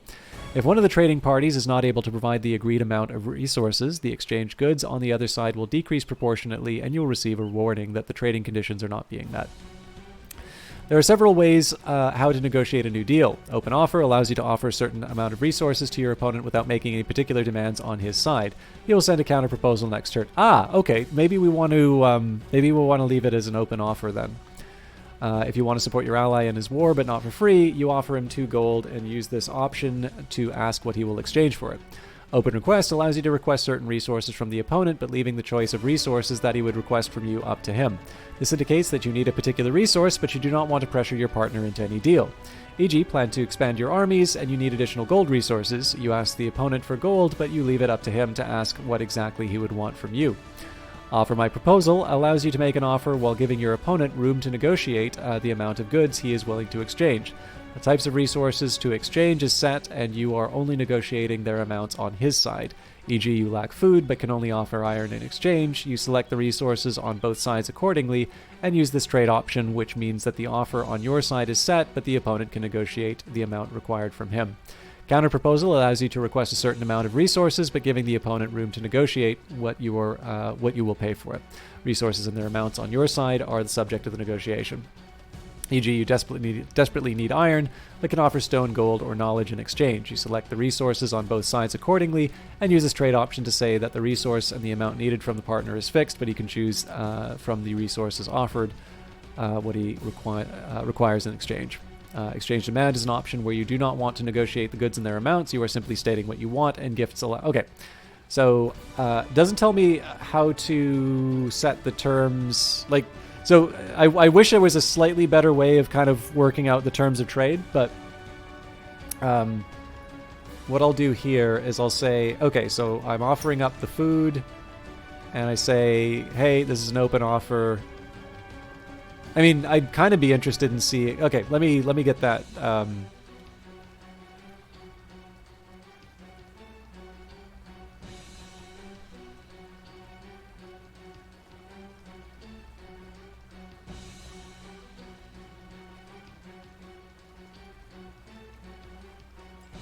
Yeah, so offer my proposal.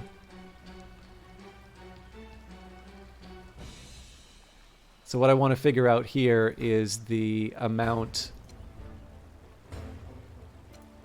So I'll set as a default 1 food. And then if I set 1 here, and I say offer my proposal, in this case there's the flexibility. I don't know if they'll voluntarily like raise the amount, but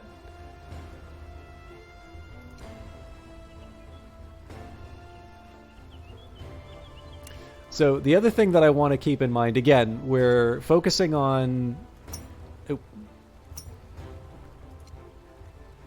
So we're close to the population. So what I want to be focusing on right now is this Northern League objective. So right now we're working on the Thessalian League. Unfortunately, there's no way for me to really pass over Chalkidike. So what I'm eventually going to want to do as well is try and work out that treaty where I can pass trade routes through them to the other 2 members. So yeah, it's clear that we kind of need to put the charm on to our neighbors to the south. And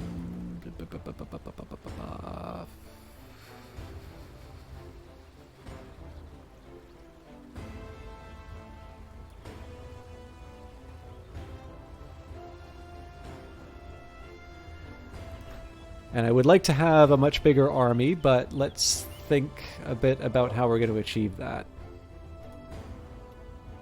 I think we're done with our units, but let me see if there's anything idle. I don't think I want that.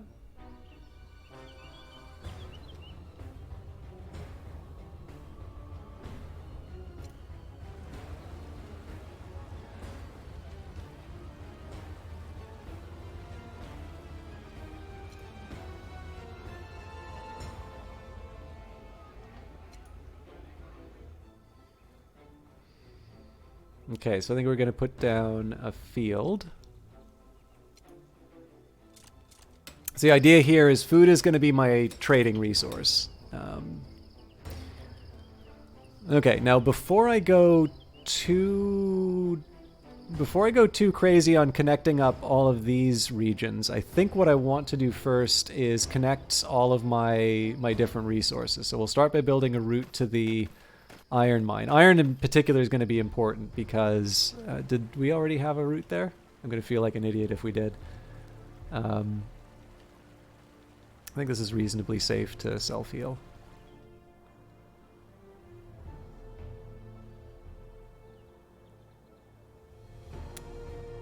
I don't think we need to encourage the units quite yet. I'm a little worried about all those enemy units sort of moving up in Lynkestis. So we don't have any vision on this particular region. Now the good news is that we will be able to redirect our units, But I would, as long as we are at war with Athens, I would like to make sure that we are covered in these regions.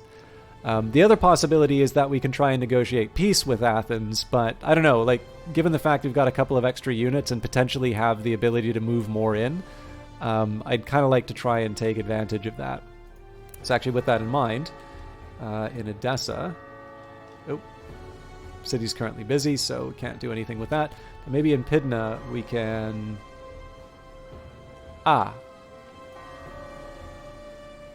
Okay, so we actually need quite a bit of stone. Good to know.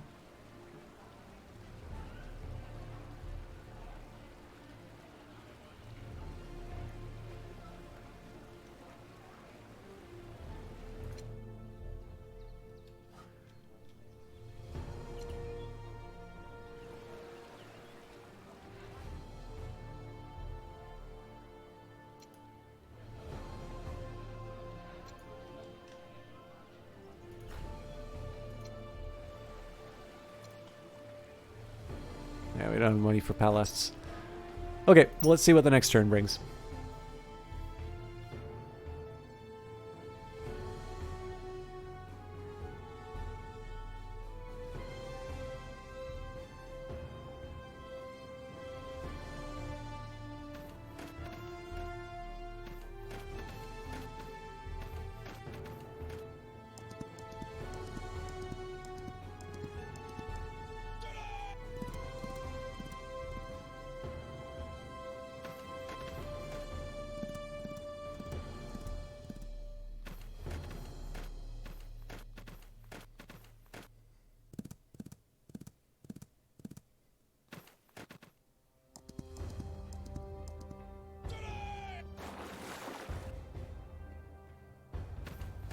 It definitely feels like all the neighboring regions have considerably larger armies. That is a bit of a worry for me.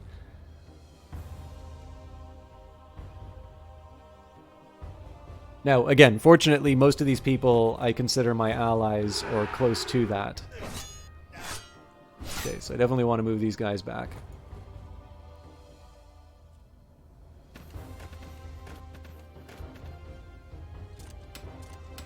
I mean, there is a side of me that kind of wants to take that other unit and move them around the side to attack the city.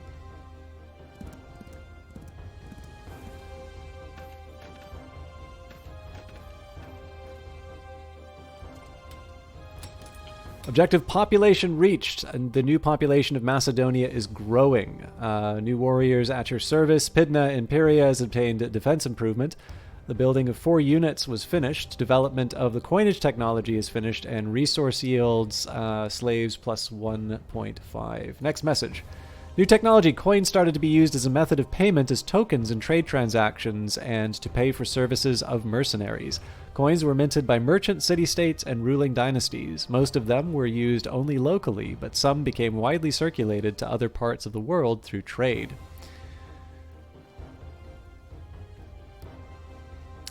So yeah, that should help me out in terms of being able to cover my my army expenses. So, we've got shipyard. Shipyard is a specialized facility for building naval units.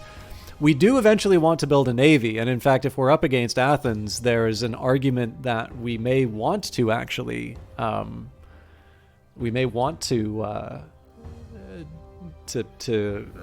go down that path. The catch is that I'm not entirely sure we're quite in the long haul of like, I don't think we're quite at the point where we want to completely defeat Athens. I think what we want to do right now is gobble up whatever we can of their holdings and then try and sue for peace. So the idea of building a naval to go after what is presumably the most powerful naval force in the game right now. I don't like, there may be a way of checking that, but you know, it's reasonable to assume that Athens has got a serious navy. You know, I'm not entirely sure that's the best use of my tools. I'm going to want to do it. It's just the question of, do I want to do it right now? So city defense, Patriot unit gets a defense bonus in populated areas. I mean, that's interesting. That seems like something that I'm going to have to train my units for, as opposed to getting that as a default.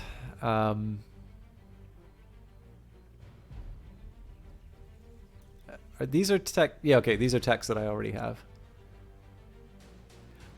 So out of them, I would actually prefer forging because of the blacksmith improvement. The catch is that I don't have the resources.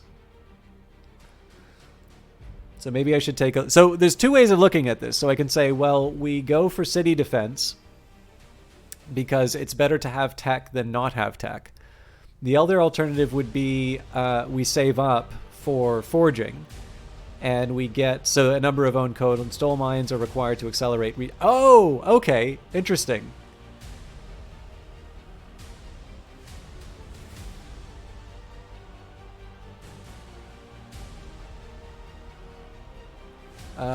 So yeah, let's maybe think about the rate at which we're acquiring research. Yeah, less than 10.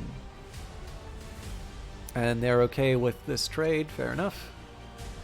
A peace proposal. So the Dardanians... I think these are the folks in the north, right? Do you accept signing the peace treaty from the Dardanian kingdom? Boeotia initiated the talks, and the Dardanian kingdom agreed to negotiate peace with you. Interesting.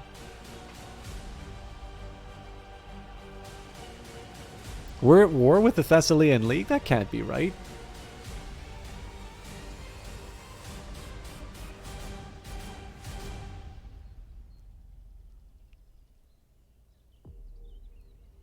That's got to be the perspective of the Dardanians.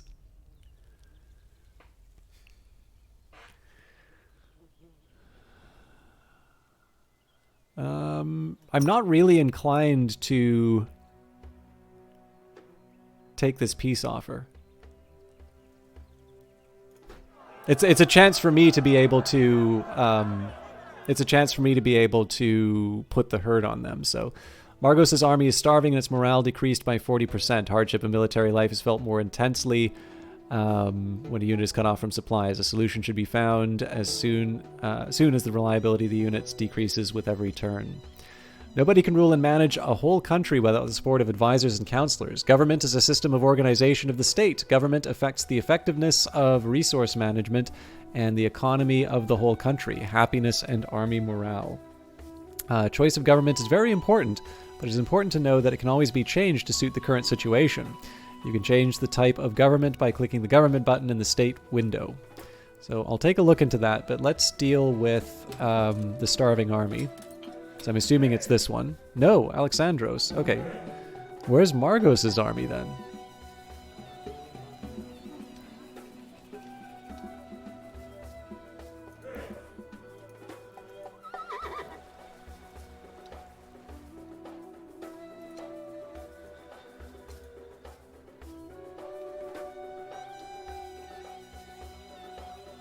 Oh, this is the new unit. Okay, that's fair. So yes, they are definitely not in place where they should be.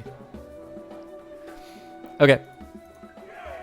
So we are definitely not in a great state. There is some temptation to like run in and like attack with both units, but I'm actually gonna try and be sneaky here.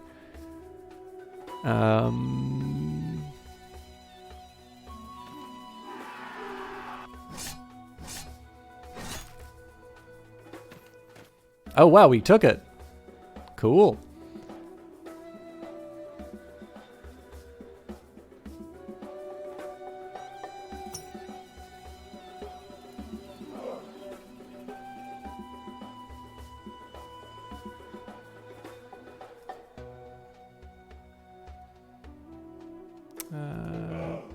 Let's not do that then.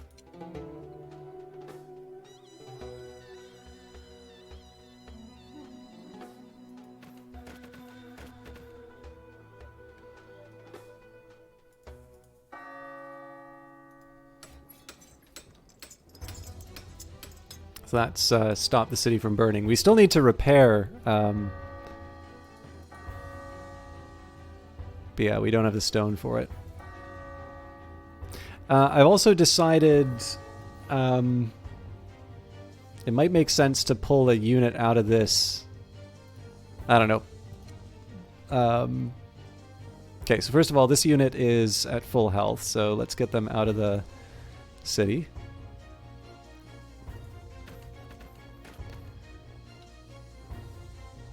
Okay.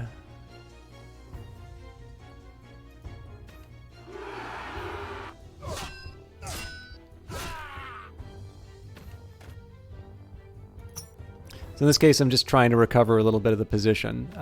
In this case, I'm also going to try and heal up this unit. So this is heal inside. What about self-heal? Okay, we don't have the action points for it.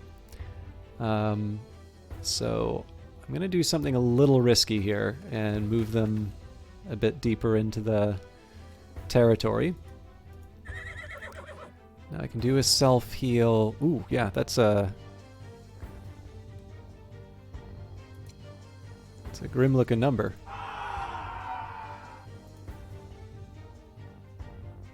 I'm not sure what I thought I was doing. I should actually try and claim the city. Looks like there's a lot of good stuff for me to claim here, actually.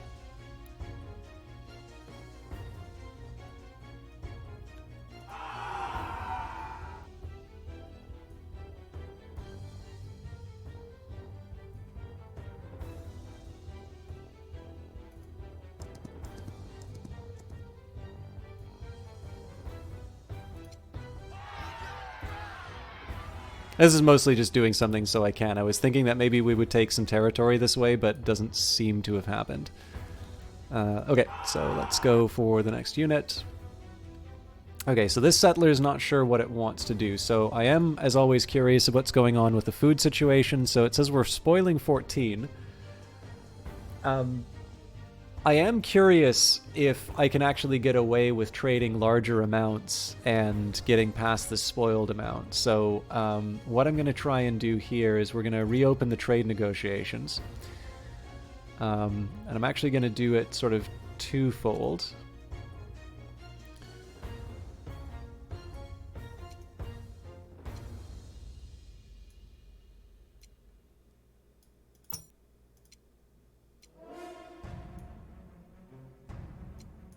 I'm actually going to try and ask for 4 on this side, and we'll do the offer.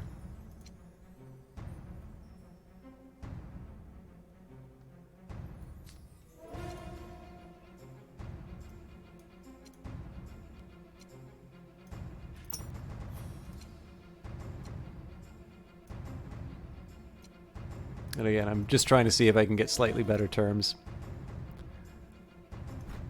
So in theory, this would be wiping out my reserves, but my hope here is that we're just going to trade off the stuff that's spoiling. Okay, moving on. Let's see what units haven't been. Okay, so I need to figure out what I want to be doing. See, I should have been paying closer attention. Here it says woodlands. So Pella, this is the range of Pella.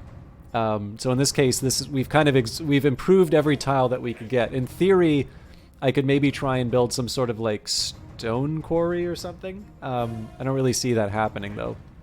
So maybe the next thing I should be doing, Therma's got all of its tiles taken care of. So maybe at this point we take this city.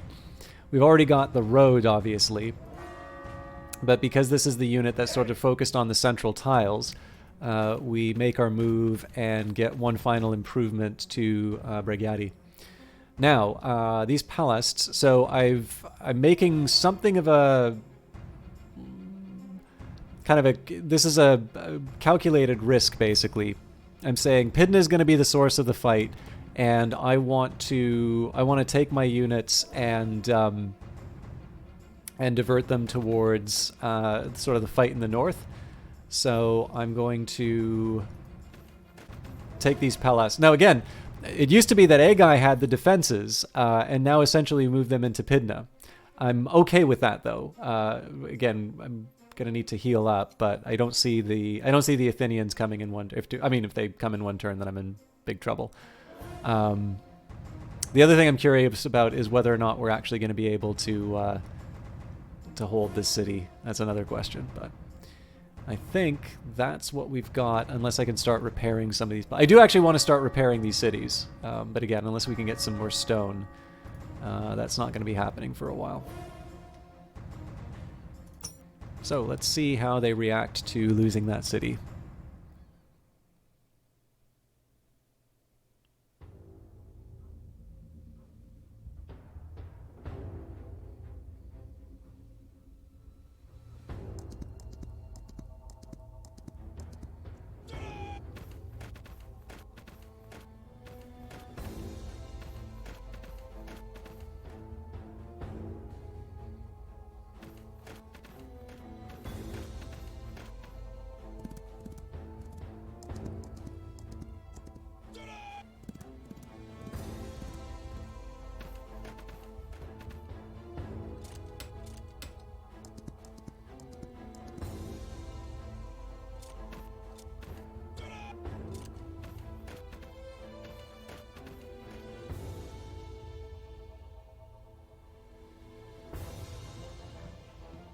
I'm just waiting to see that Athens leave. Okay, here we go. Can we keep it?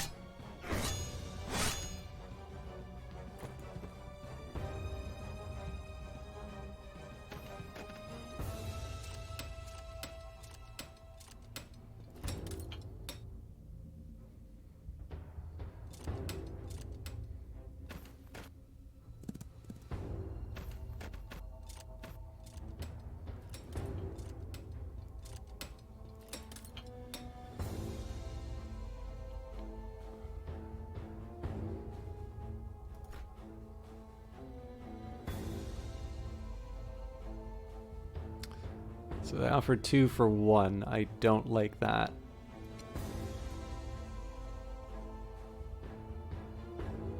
That I can work with.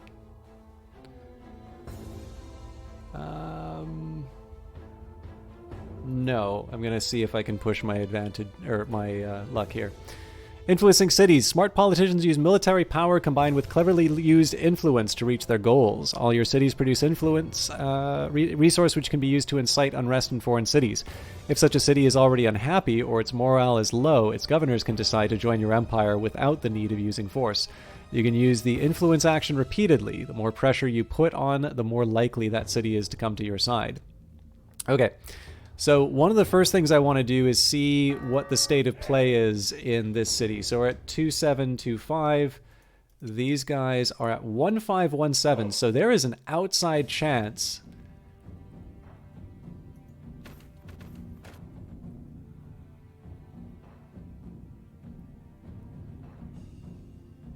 Yeah, no, it's. I think it's actually better for me to try and recover. So we've got 1 unit protecting the area. Do I not get to pick the armies here? I would like to.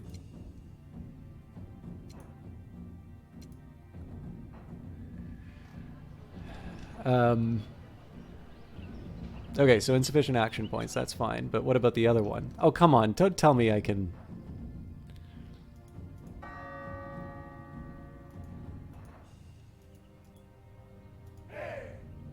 There is more than 1 army on here, right?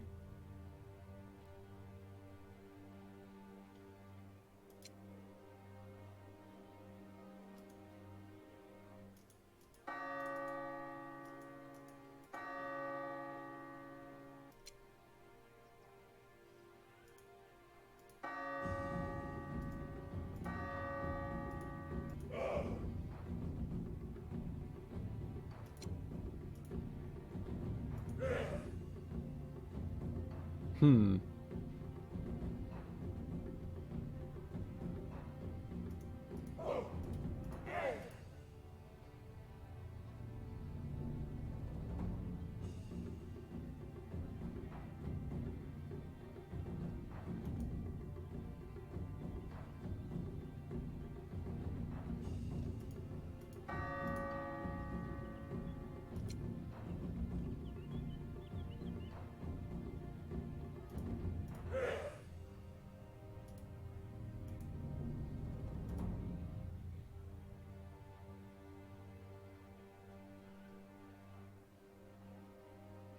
Okay, I feel like I'm going nuts here.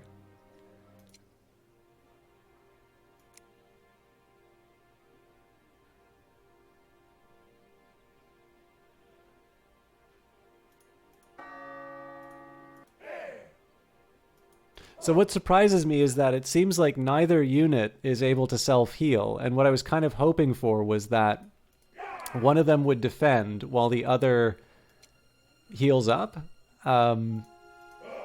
And it feels like that's not actually possible here.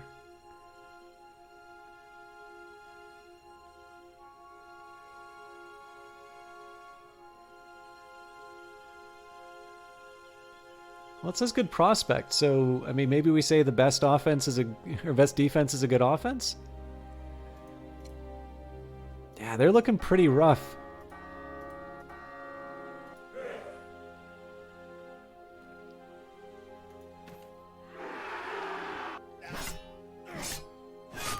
Wow, that was not expected. Now I'm assuming there's an Athenian counterattack coming to wipe these guys out, but that was a pretty respectable showing. Okay, so for these guys, I definitely want them in the woods.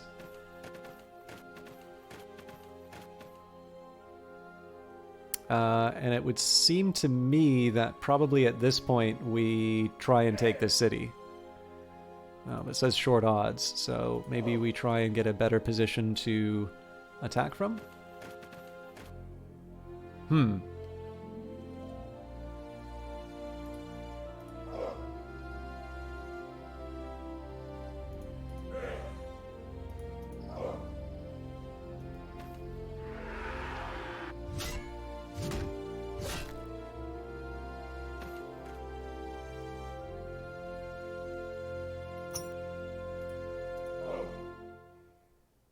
Okay, so this is now equal chances.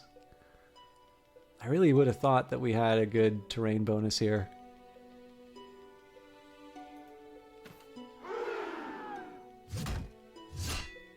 I should have used my general. No, we got it though. So we do need to make sure. This is actually an interesting mechanic. Oh no, we wiped the place out. Okay, that's fine though, because that should give me some stone to work with.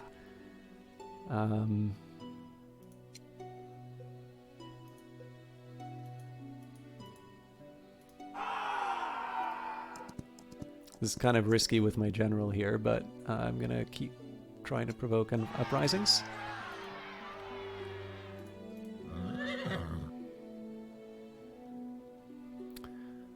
So it says this is warrior cavalry, but to be honest, like, this is a very slow way of healing. So I think we're going to go to Edessa and heal inside is the better option. Obviously, it's not great that we're giving up resources to do that, but I sort of feel like we need to hurry this along. Okay, now the reason why we moved this unit here, I don't want to take out something like, oh, this says a hill, but it looks like it's wooded though.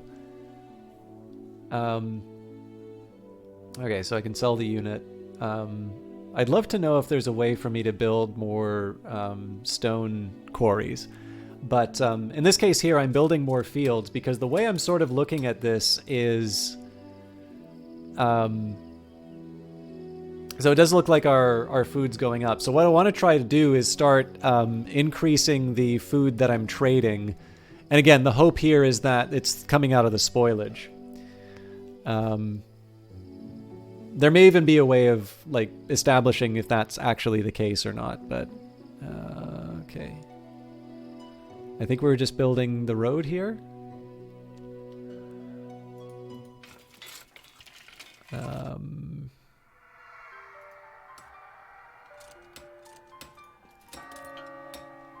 Hey, we can finally repair the city. Hang on, these are warriors? Ooh, I wasn't expecting that. I should probably have Pellests in the... Well, it's too late now.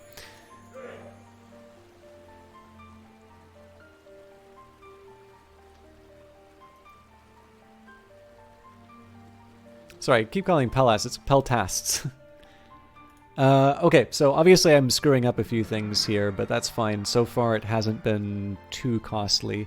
I probably want to claim all this stuff. I mean, so what I really want to do is take a nomad unit and build a city here so that I can claim these. Alternatively, I guess I could put like a blacksmith down, or a city and a blacksmith. But let's worry about dealing with, let's clear out the war first. I don't think we're going to be able to repair this city anytime soon.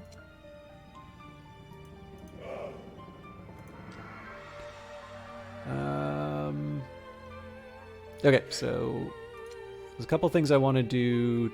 Oh, yeah, sorry. I got to figure out what I want to do with this unit here. So I guess there's nothing else for me to do on this end, and I don't have any cities. I don't have anything that I'm really building.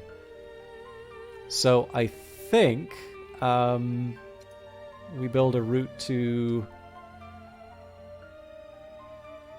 I guess A guy makes the most sense. I can just kind of fill in a road there. Okay. I'm also curious if I can get another military unit built.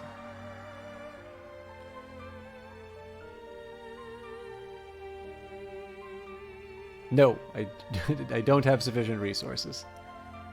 Okay, well, let's try and mess with some of those trades then.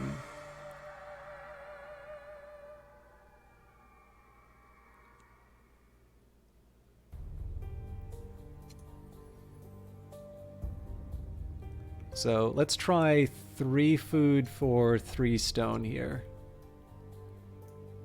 Ooh, playing with fire.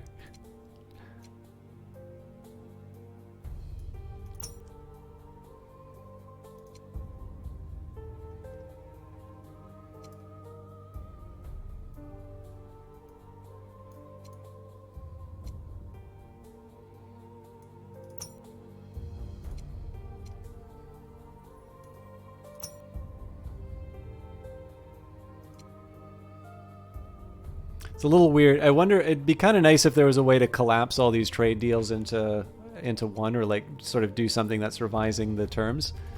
But I don't mind sort of incrementally adding on to these. Okay, let's see what happens.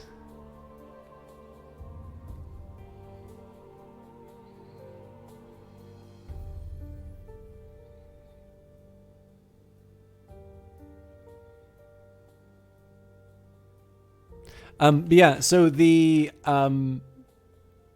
stop burning the city is a neat way of stopping you from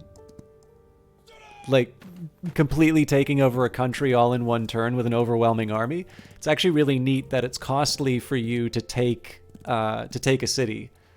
I don't know if I've ever really seen that in a game before. It definitely makes obviously this is probably a game where you're going to focus fairly heavily on the military aspects, and it's good for that. But I kind of like that you do need to think a bit about how you're pursuing those goals and whether or not you can afford to expand through conquest. Because obviously there's the element of claiming resources. In terms of conquest, that can be great, but there's another half to that equation.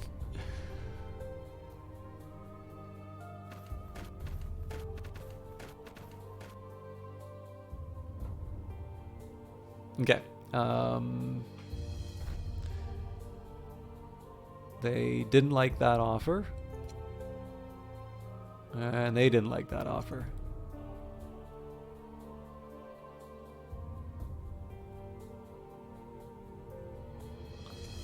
Now this surprises me.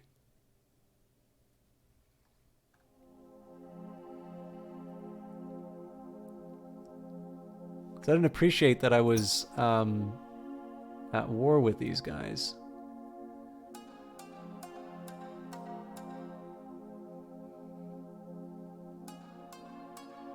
They're brothers in arms with Athens, that's why. Okay, then yes, I am okay signing a peace treaty with these guys for now.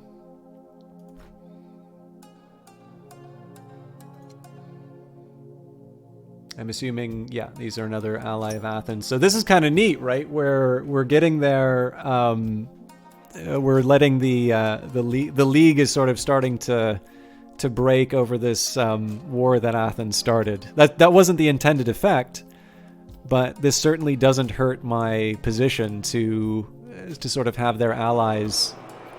Ooh, riots in Carendes were suppressed by the military. Riots broke out in Carendes but were successfully suppressed. This situation shows how vulnerable we are to foreign influence.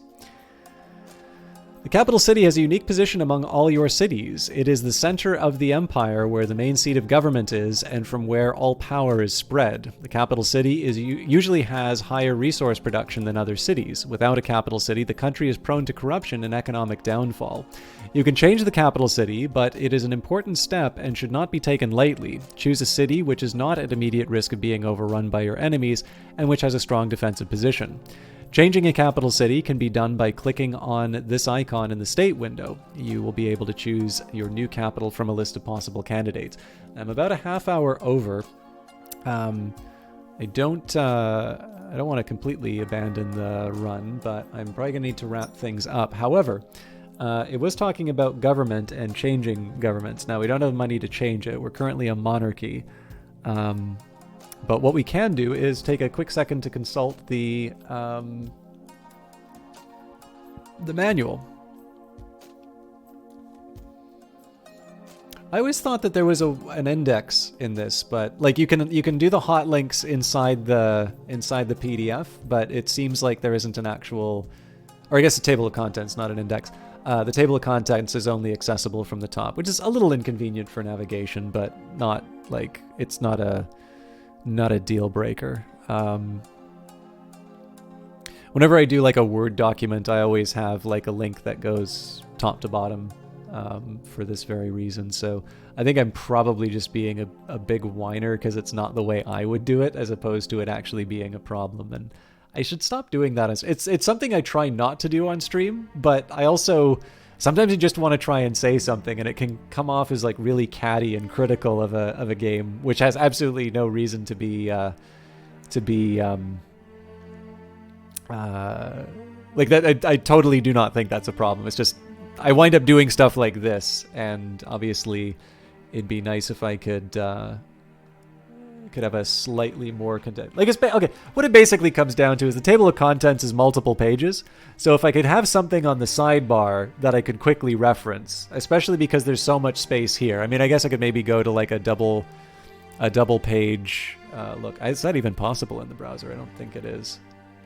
But yeah, it basically just means like I've got a bit of a guessing game to find the right item in the table of contents, whereas I feel like being able to, instead of looking at these pages, which obviously I can't really know what I'm looking for on here, being able to have the text in one place for me to just go and have a little bit more immediate access to. That's really the reason why I say that. It's just to kind of prevent the hunt. But to be honest, the more I read this manual, I think the more I'm probably going to have a better idea of what's going on. So for instance, I know I haven't read the military actions part, so it should be higher up.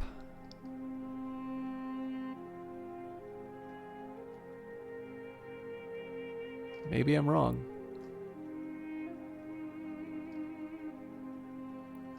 It's definitely in the state screen.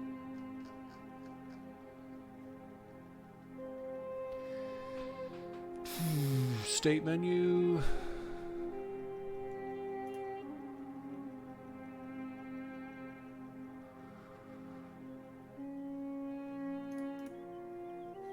$173. Oh. This is definitely not... Oh, hang on. No, it was the slavery levels that I was looking at. That's why it is the way that it is. Okay. So, we're currently in a monarchy. So, government. Many ancient rulers wanted to usurp power for themselves, since they saw themselves as chosen by the gods, but none could rule and manage the whole country without the support of other classes of society, especially advisors and counselors. Simply put, government is a system of organization of the state. Small homogeneous societies can bend to the rule of one, a dictatorship or autocracy, but a more socially stratified society perceives their needs and rights differently, e.g. monarchies, and conversely, when notions of egalitarianism take hold, democracies, so too are new governing systems required to address all such differences. While, as we have suggested, there are several government types in the game, not all are available from the beginning. Some become available later when your nation reaches a certain level of development. Your government can be changed from the state window government. Resources and time are needed to implement such extensive changes in the administration of the country. So a caretaker government is installed in the meantime. During this time of turmoil, excuse me, resource production will be considerably lower than usual. The amount of resources and number of turns needed for a change of government is shown in the tooltip. In-game, the specific government is in a country especially affects resource management, happiness, and army morale. These are summarized in the table below. So we're currently in monarchy, which will mean slightly less gold, higher coal, significantly higher stone, a little bit higher iron, equal food, lower wood, definitely lower knowledge, equal influence, slightly lower citizens, even happiness. Army morale could be better, and a slightly higher slave ratio. Hello, Fetrick Snub. Finally found a stream of this game. Good morning. Morning to yourself. I will just caution you, I'm probably going to be wrapping up relatively soon, so I apologize for not for catching you at a bad time. However, I will be posting the VOD. The VOD should also be available on the on this channel, and I will be playing more of this. This is actually kind of my second time around on the tutorial, but I wound up just getting 101 different things in the way between playing this game. Actually, while I'm slightly off topic, the one small hiccup in terms of my plans with this game is I don't like announcing stuff that I'm playing ahead of time, but I've been looking forward to this so much. That Terra Invicta game that I did the demo of, Hooded Horse gave me a copy of what I think is the beta. Now, I didn't kickstart at the beta level, so I was actually a little surprised to get that. So I can actually show Terra Invicta a little bit earlier. But what I'll probably do is I'll probably maybe bump Old World for a little while in favor of Terra Invicta, and then that will still leave Fridays open for Imperiums Greek Wars. Anyways, just because I as soon as I got the Terra Invicta message, I was like, there's no way I'm bumping Imperium's Greek Wars again. But, sorry, the reason why I was looking at this was I just wanted to see the benefits of different government types. So, the biggest things that I would want to change from Monarchy 4 would be better knowledge. Certainly having better army morale is nice. So one natural adjustment would be to go to despotism. Catches that would cost me gold, which I would need to build new units. Food isn't as big of a problem because we're wasting a lot of that right now. But our knowledge would drop like a stone, and then we did already get the population objective, so maybe citizens isn't as bad. Aristocracy looks like population takes a big hit. Slight drop on happiness, but slightly better army morale. We'd be off our slave ratio, but I think we could fix that. Generally, though, except for influence, the yields look to be pretty good. It has a gold cost. Republic's pretty impressive. I'm assuming that's going to be one that comes after a certain level of development, though. So the only thing we'd really be sacrificing there is iron, which in theory is something we'll have in abundance. I guess we give up influence for that as well. Yeah, so Republican Macedonia? That's unexpected. Either way, though, this is all academic because we don't have the gold for that change. Also, it's interesting, the population drops by 2. It's the revolution! Alright. Victory conditions. Oh, I should have been paying attention to this. Okay, so a strong and disciplined army is needed to protect your interests. Building the most powerful army will bring the whole ancient world under your control. Train the best soldiers, give them the best equipment, and watch them immortalize your name. Huh.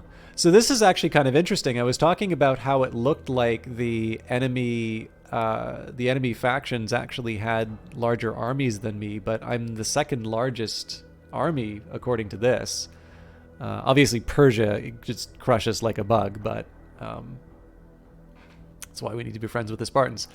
Victory points. Your actions will win you points with your people who will make you immortal in their memories. Seize territories and cities that have the utmost importance for the future of the empire to provide livelihood, security, and power for your country. Well, we're already working on that. Technological dominance, we're sort of stalled out there. Country development, raise your nations to greatness by making it the most developed civilization in the world. Build and improve your cities, support your scholars, and gain influence not only through power but through prestige and culture. And then overall victory, becoming a cultural, technological, and powerful superpower is not enough. The only way to become the ultimate and only leader in the ancient world is by eliminating all enemies and bringing the world under your rule. This is something of an anachronism. Rome versus Carthage still does not apply to Caesar, but still a good image choice. Okay.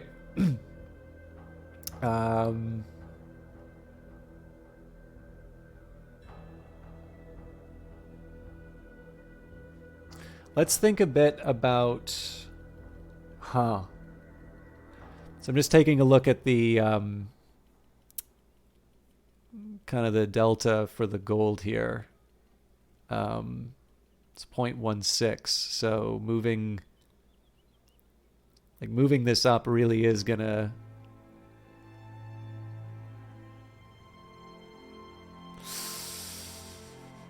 and wood. Wood makes babies, huh? I guess that's kind of true. Okay, let's go for 0.06. I do want to sort of push the birth rate up a little bit, but I can't afford too much in terms of gold. So that's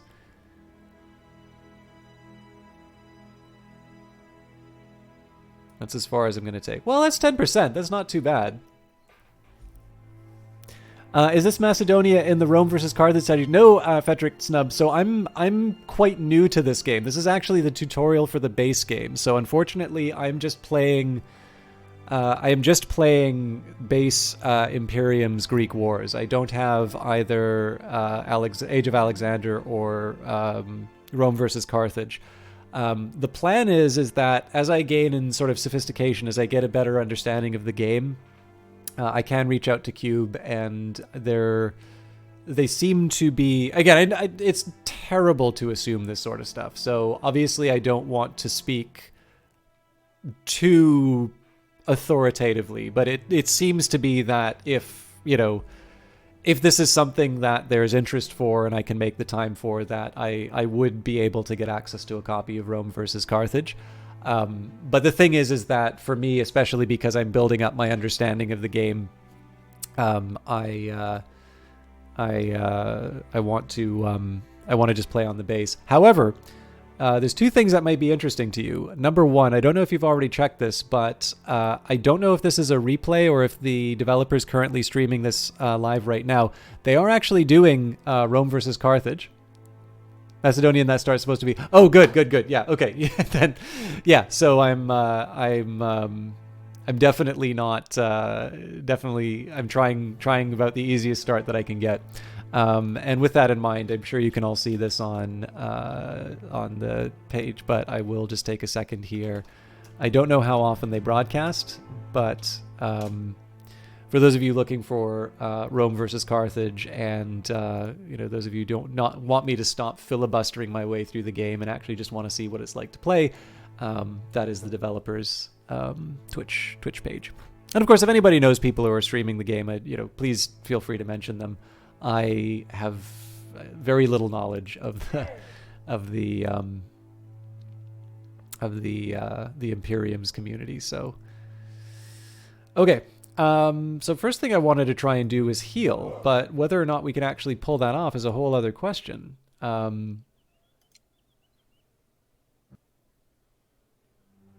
we can self-heal, so which is the weaker of the two? I feel like I should be able to... Says... Okay, so if I take my Peltasts, and I get them to say... Okay, so insufficient action points. I guess they moved in that one turn. Um,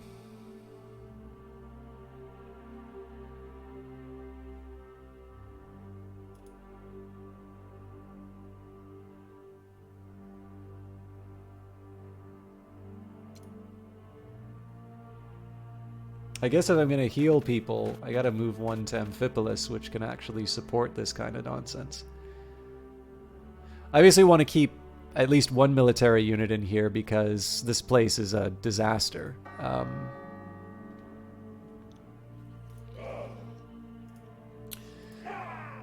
Okay.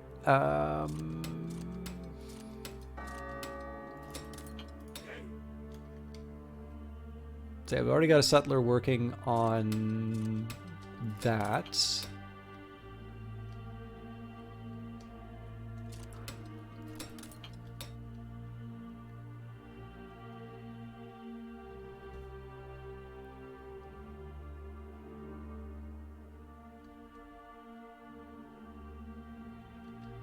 So I'm still trying to figure out what else I can do with my what else I can do with my settlers in sort of the meantime. So we're working on roads already. We'll have a unit to move up to here. I do want to see. I mean, it's presumably it's Athens that's going to have Neapolis, and they are almost certainly going to crush us if we don't heal up. Oh, I should definitely be trying to get this mine. What on earth did we fight for all this stuff for? Okay, yeah, no, I've got my ideas of expansion now. The catch is that I actually need to just have military units to actually claim all of this stuff. Okay, well that's fine because that just means that I... Actually, okay, there's one small thing I'm going to try. Do I actually get territory doing this? No, I don't. Okay, hopefully they do not run into something that wants to kill them. This place is still on fire. I can pay to heal.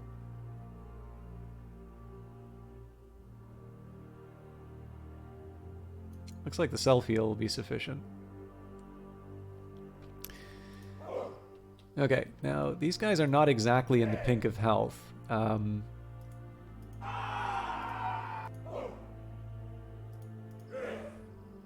2-8, 3, 2-6. This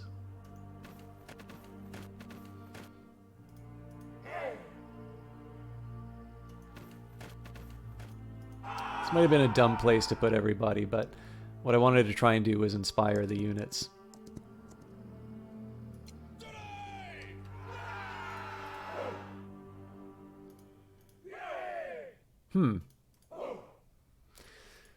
So what's the... I'm wondering what the difference is here. So I guess this is an action points thing? No, because this guy's got full action points. So they're at 3-3. Yeah, these guys are full strength. Morale 72. Ah. So even though they're weaker, the morale is huge. Okay. Well, we'll soften them up with the elites.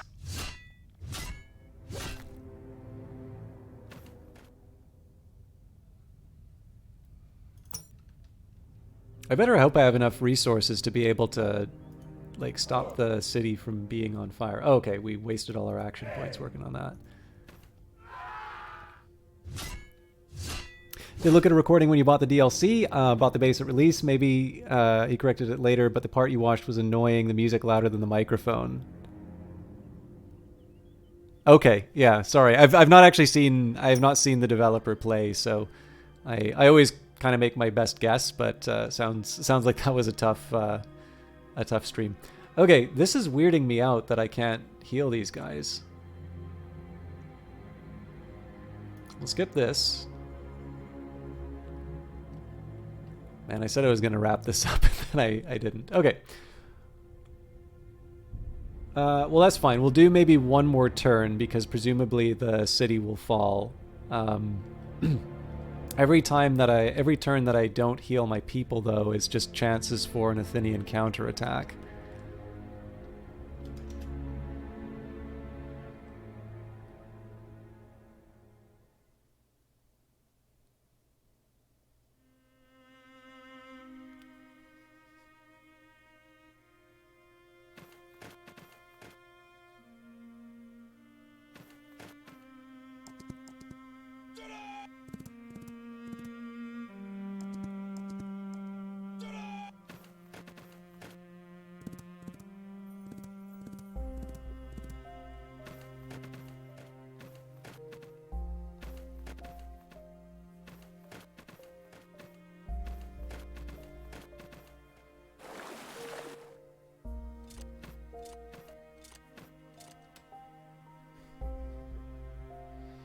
Yeah, it's I'm intrigued. Like, it describes itself as a 4X game, but it's actually quite different from other 4Xs that I've played.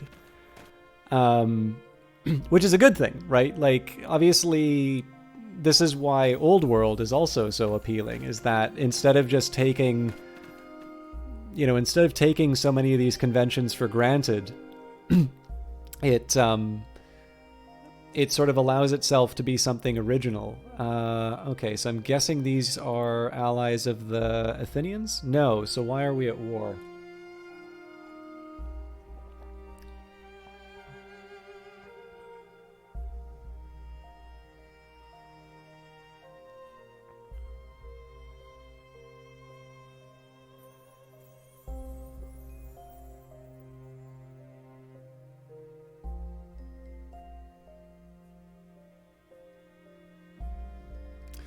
I'm going to decline peace just because I want to try and be on good terms with Thessaly.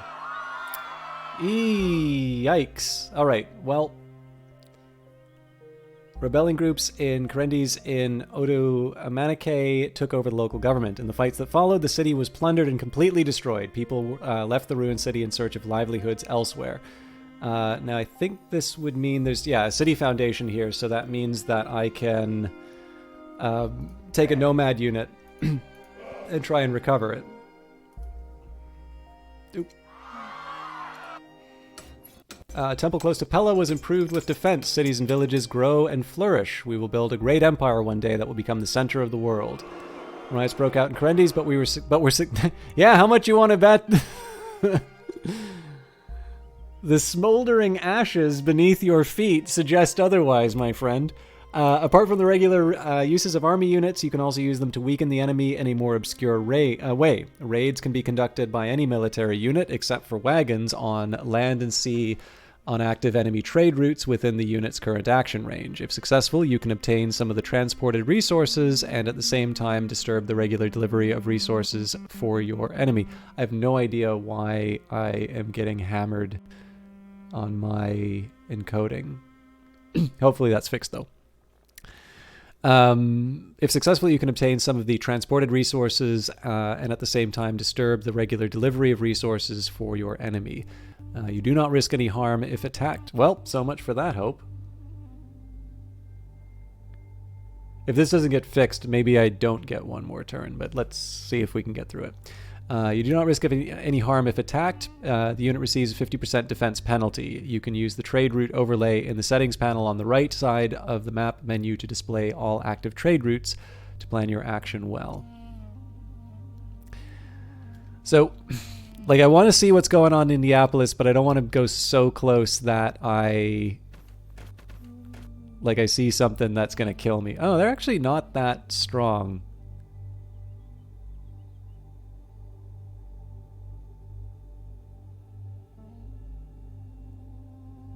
I don't think I want to fight them, but...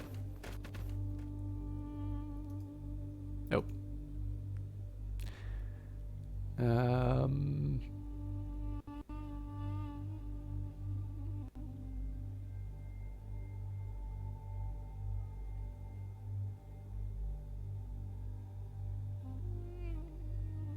Yeah, we'll do heal inside.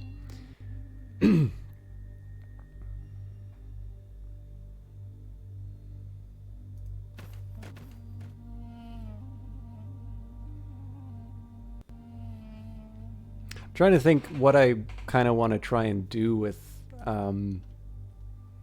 my settlers. Like, there's only so many roads that I can build. Well, okay. This is a little silly, but I'm assuming that we're going to...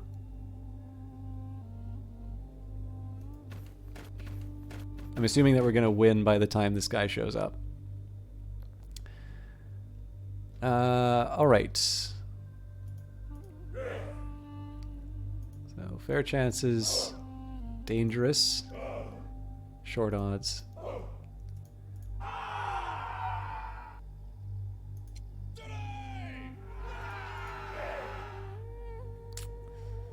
Yeah, I'm not exactly feeling confident.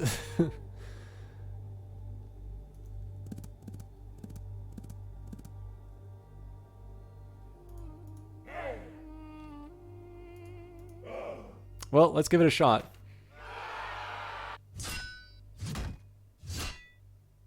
That doesn't look good. Draw. I can live with that because we get some. Yep, absolute supremacy. So.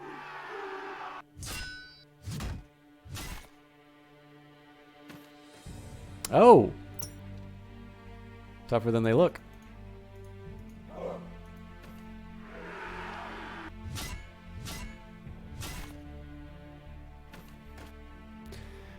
There we go. Victory. So also good for some resources, although a lot of that's going right back into repairing it. The capital city of the Dardanian kingdom, Lecentis and Almopia, was captured by Macedonia. This was a bold step. You should review what this new situation means for you. The first thing, we put out the fires. Again, I've expanded a little too aggressively. So again, I keep forgetting about the... like, there's a difference between putting out the fires and properly repairing the city, which is why ultimately there was the rebellion that broke this place. I am, however, encouraged to see that there's not that strong of a garrison in Neapolis. So it either means that we can focus a lot more on this side of the map, or when we do direct our attention to the east. I don't know though. Like, I don't know if I really want to spend that much time paying attention to the east for the simple reason that these are all attacks of opportunity, and right now I'm going to have to do some extra work just to be able to found a colony up here. Although with that in mind, where is the city that gives me nomads?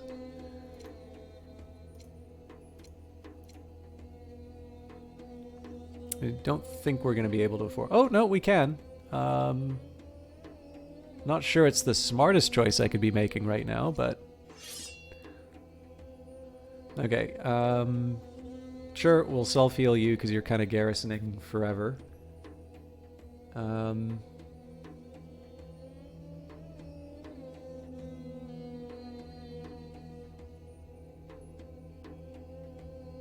I feel like at this point I should probably use the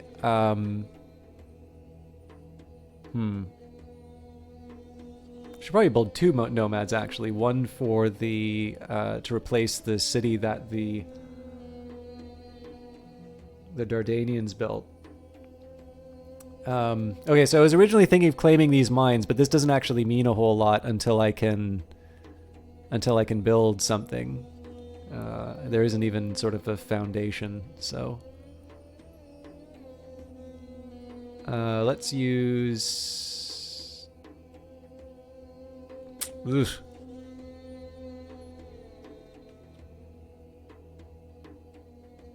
I do want to use this for intelligence, but it does seem like I'm kind of paying in terms of supplies.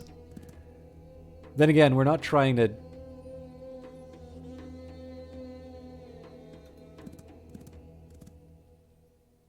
We're not like spoiling for a fight here. We're just kind of seeing what we can... Yeah, I think that's as far as I'm willing to go. Okay.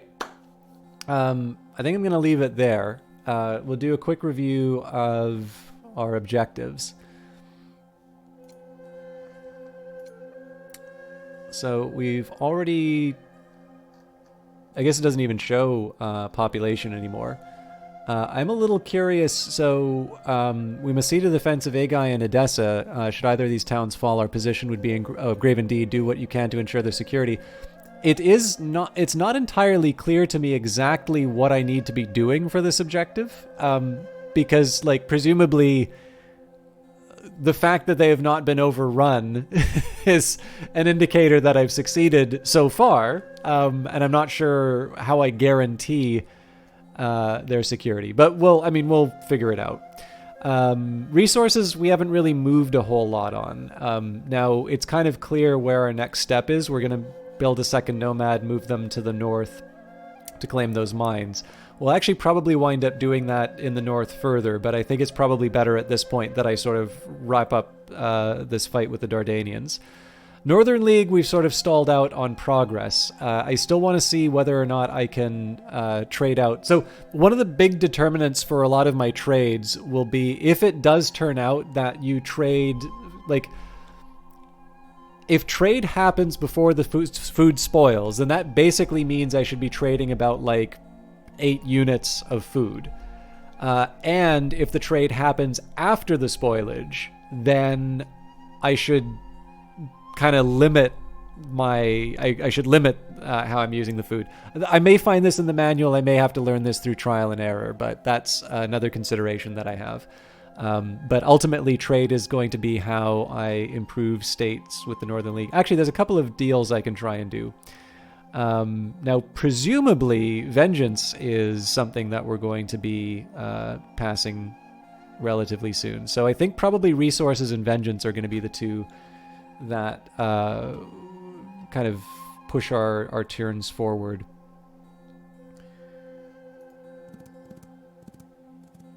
Sorry, I couldn't resist.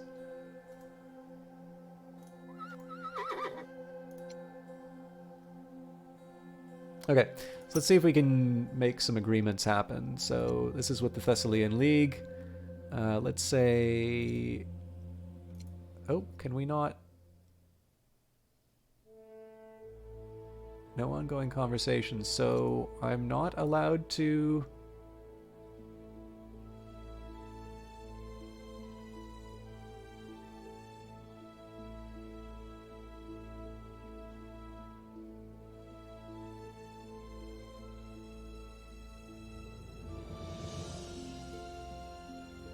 Too arrogant and ambition, internal administrative changes, trade exchange demanded. Ah, okay. But our good old friends Chalkidike... Oh, nope. Accepted quite soon. Okay, so there are limits in terms of when we can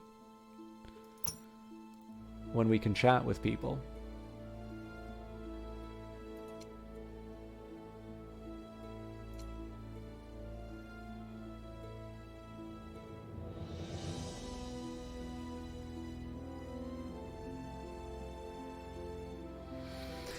So the way I'm feeling about Athens right now,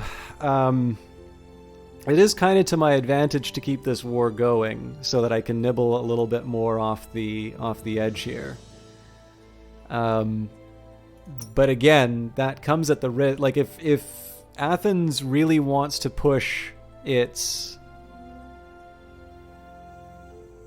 like if they want to push their advantage. Because like when we take a look at who they're at war with, like sure, Arcadia, oh actually Boeotia, okay, that might be the thing that saves my bacon.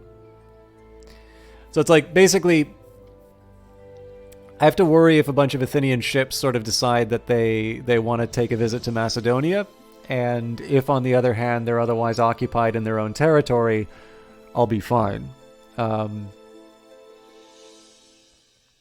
But yeah, like obviously being able to sort of nibble off these colonies. So the grand plan is basically nibble off the colonies here, use whatever peace emerges to sort of claim and colonize this northern area.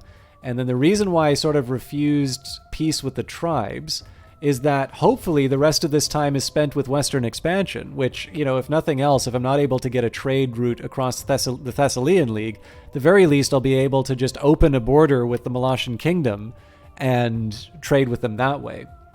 So again, the fewer military resources I tie up in the east, the more that I can dedicate to sort of this westward expansion, and then maybe a little bit northward. Hopefully maybe I just get like a couple cavalry and just sweep the area out.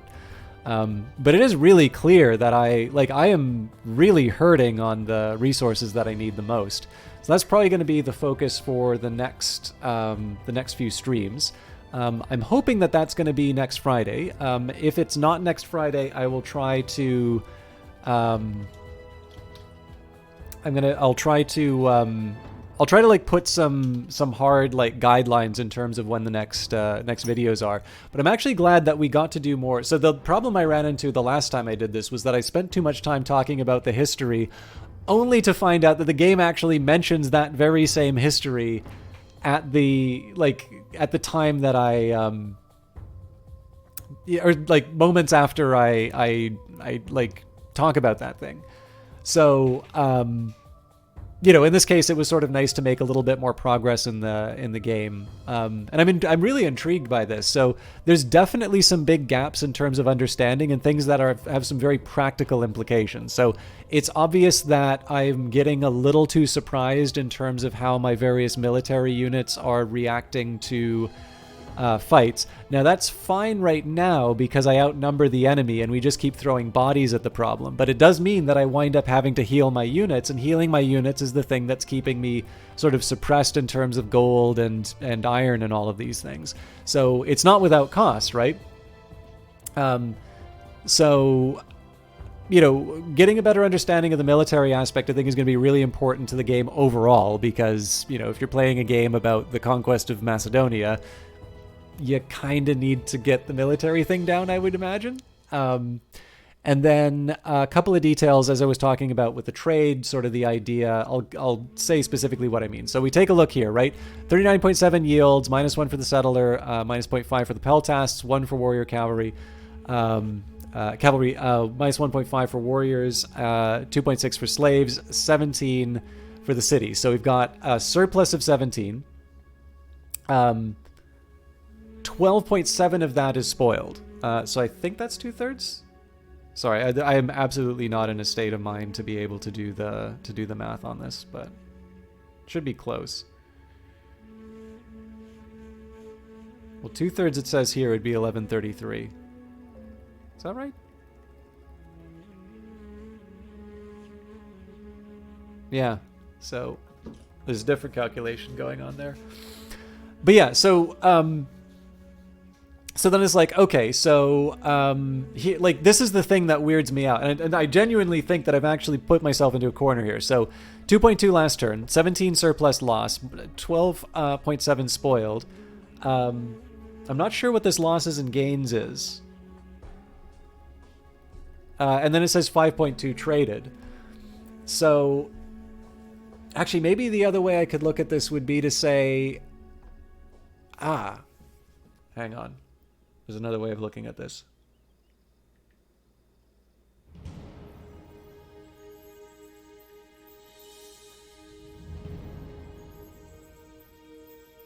So if it's 2/3, that would imply that the amount that it's calculating spoilage from would be 1905, but I don't have 1905 anywhere on here either. But yeah, so I kind of need to figure, basically I need to figure out exactly how the spoilage is calculated, because that's going to be deciding if I can trade away the spoilage, I need to basically find about 13 food worth of trade to do. And that's going to basically solve all of my construction and repair and all of those problems suddenly go away. And if the spoilage is calculated after the trade, so basically what I'm losing in the final calculation is about 16, sorry, what am I saying, 16? 18.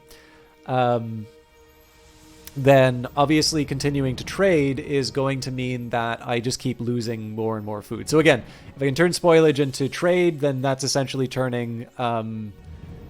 it's basically any trade that I do is turning something into nothing. And in fact, I can do this weird combination of trades where I get iron from someone so that I can get gold from someone who wants iron or whatever. There's a lot of different ways that I can try and make that work. But clearly I don't want to commit myself to double-digit trade with food, only to find out that that's not how spoilage works. So that's going to involve a little bit of thinking on my part. Anyways, I've kind of beaten the point to death. I should probably get on with it. So if you can give me a quick second here, I'm going to try and find someone tonight. I would have loved to have the proper dedicated game screen, but because I don't, the last thing I want to do is have you all see my browser and then say, oh, this person was on and you didn't host them? Well, that's interesting. So, yeah, no problem. I hope it wasn't too... I hope I did this game a little bit better than the last time. I'm definitely interested in it. So for those of you who weren't here at the beginning, I will just mention that this game got a DLC recently. So the DLC is Rome versus Carthage, and that means that the base game is on sale. So I'm in Canada, so 52% off for the base game. For me, Canadian, it's $39.99, so it's down to $19.19. Presumably, your regional equivalent isn't that far off. If you like to have the complete game sight unseen, there is a bundle for it. That's 46% off, so it's $50.01, again, Canadian, down from $91.07 Canadian. And then there is the option to complete the set, so I think there's a 10% discount for the bundle, so you can fill in whatever DLC you don't have. If you do own Greek Wars, but you didn't get any of the other DLC, Age of Alexander is 32% off. And in fact, Rome vs. Carthage, which was released about a week ago, that in fact got, or this week. It was released recently. Anyways, it's still enjoying its launch discount of 10%. So if you're going to pick it up, now's probably not the bad time to do it. But if you want to wait for a discount, my suspicion is that however long between now and Age of Alexander, in that many years, you will be able to get 32% off for Rome versus Carthage. Obviously, it's Cube that decides what these prices are. So, but yeah, it's one of the reasons why I'm streaming it now, because I figure if people are trying to make a buying decision, I can at least show you what it's like to try and get familiar with the game. I'm definitely looking forward to doing more of this. Now, there's not a lot of people on, it looks like. Actually, sorry, there's one other person I wanted to check.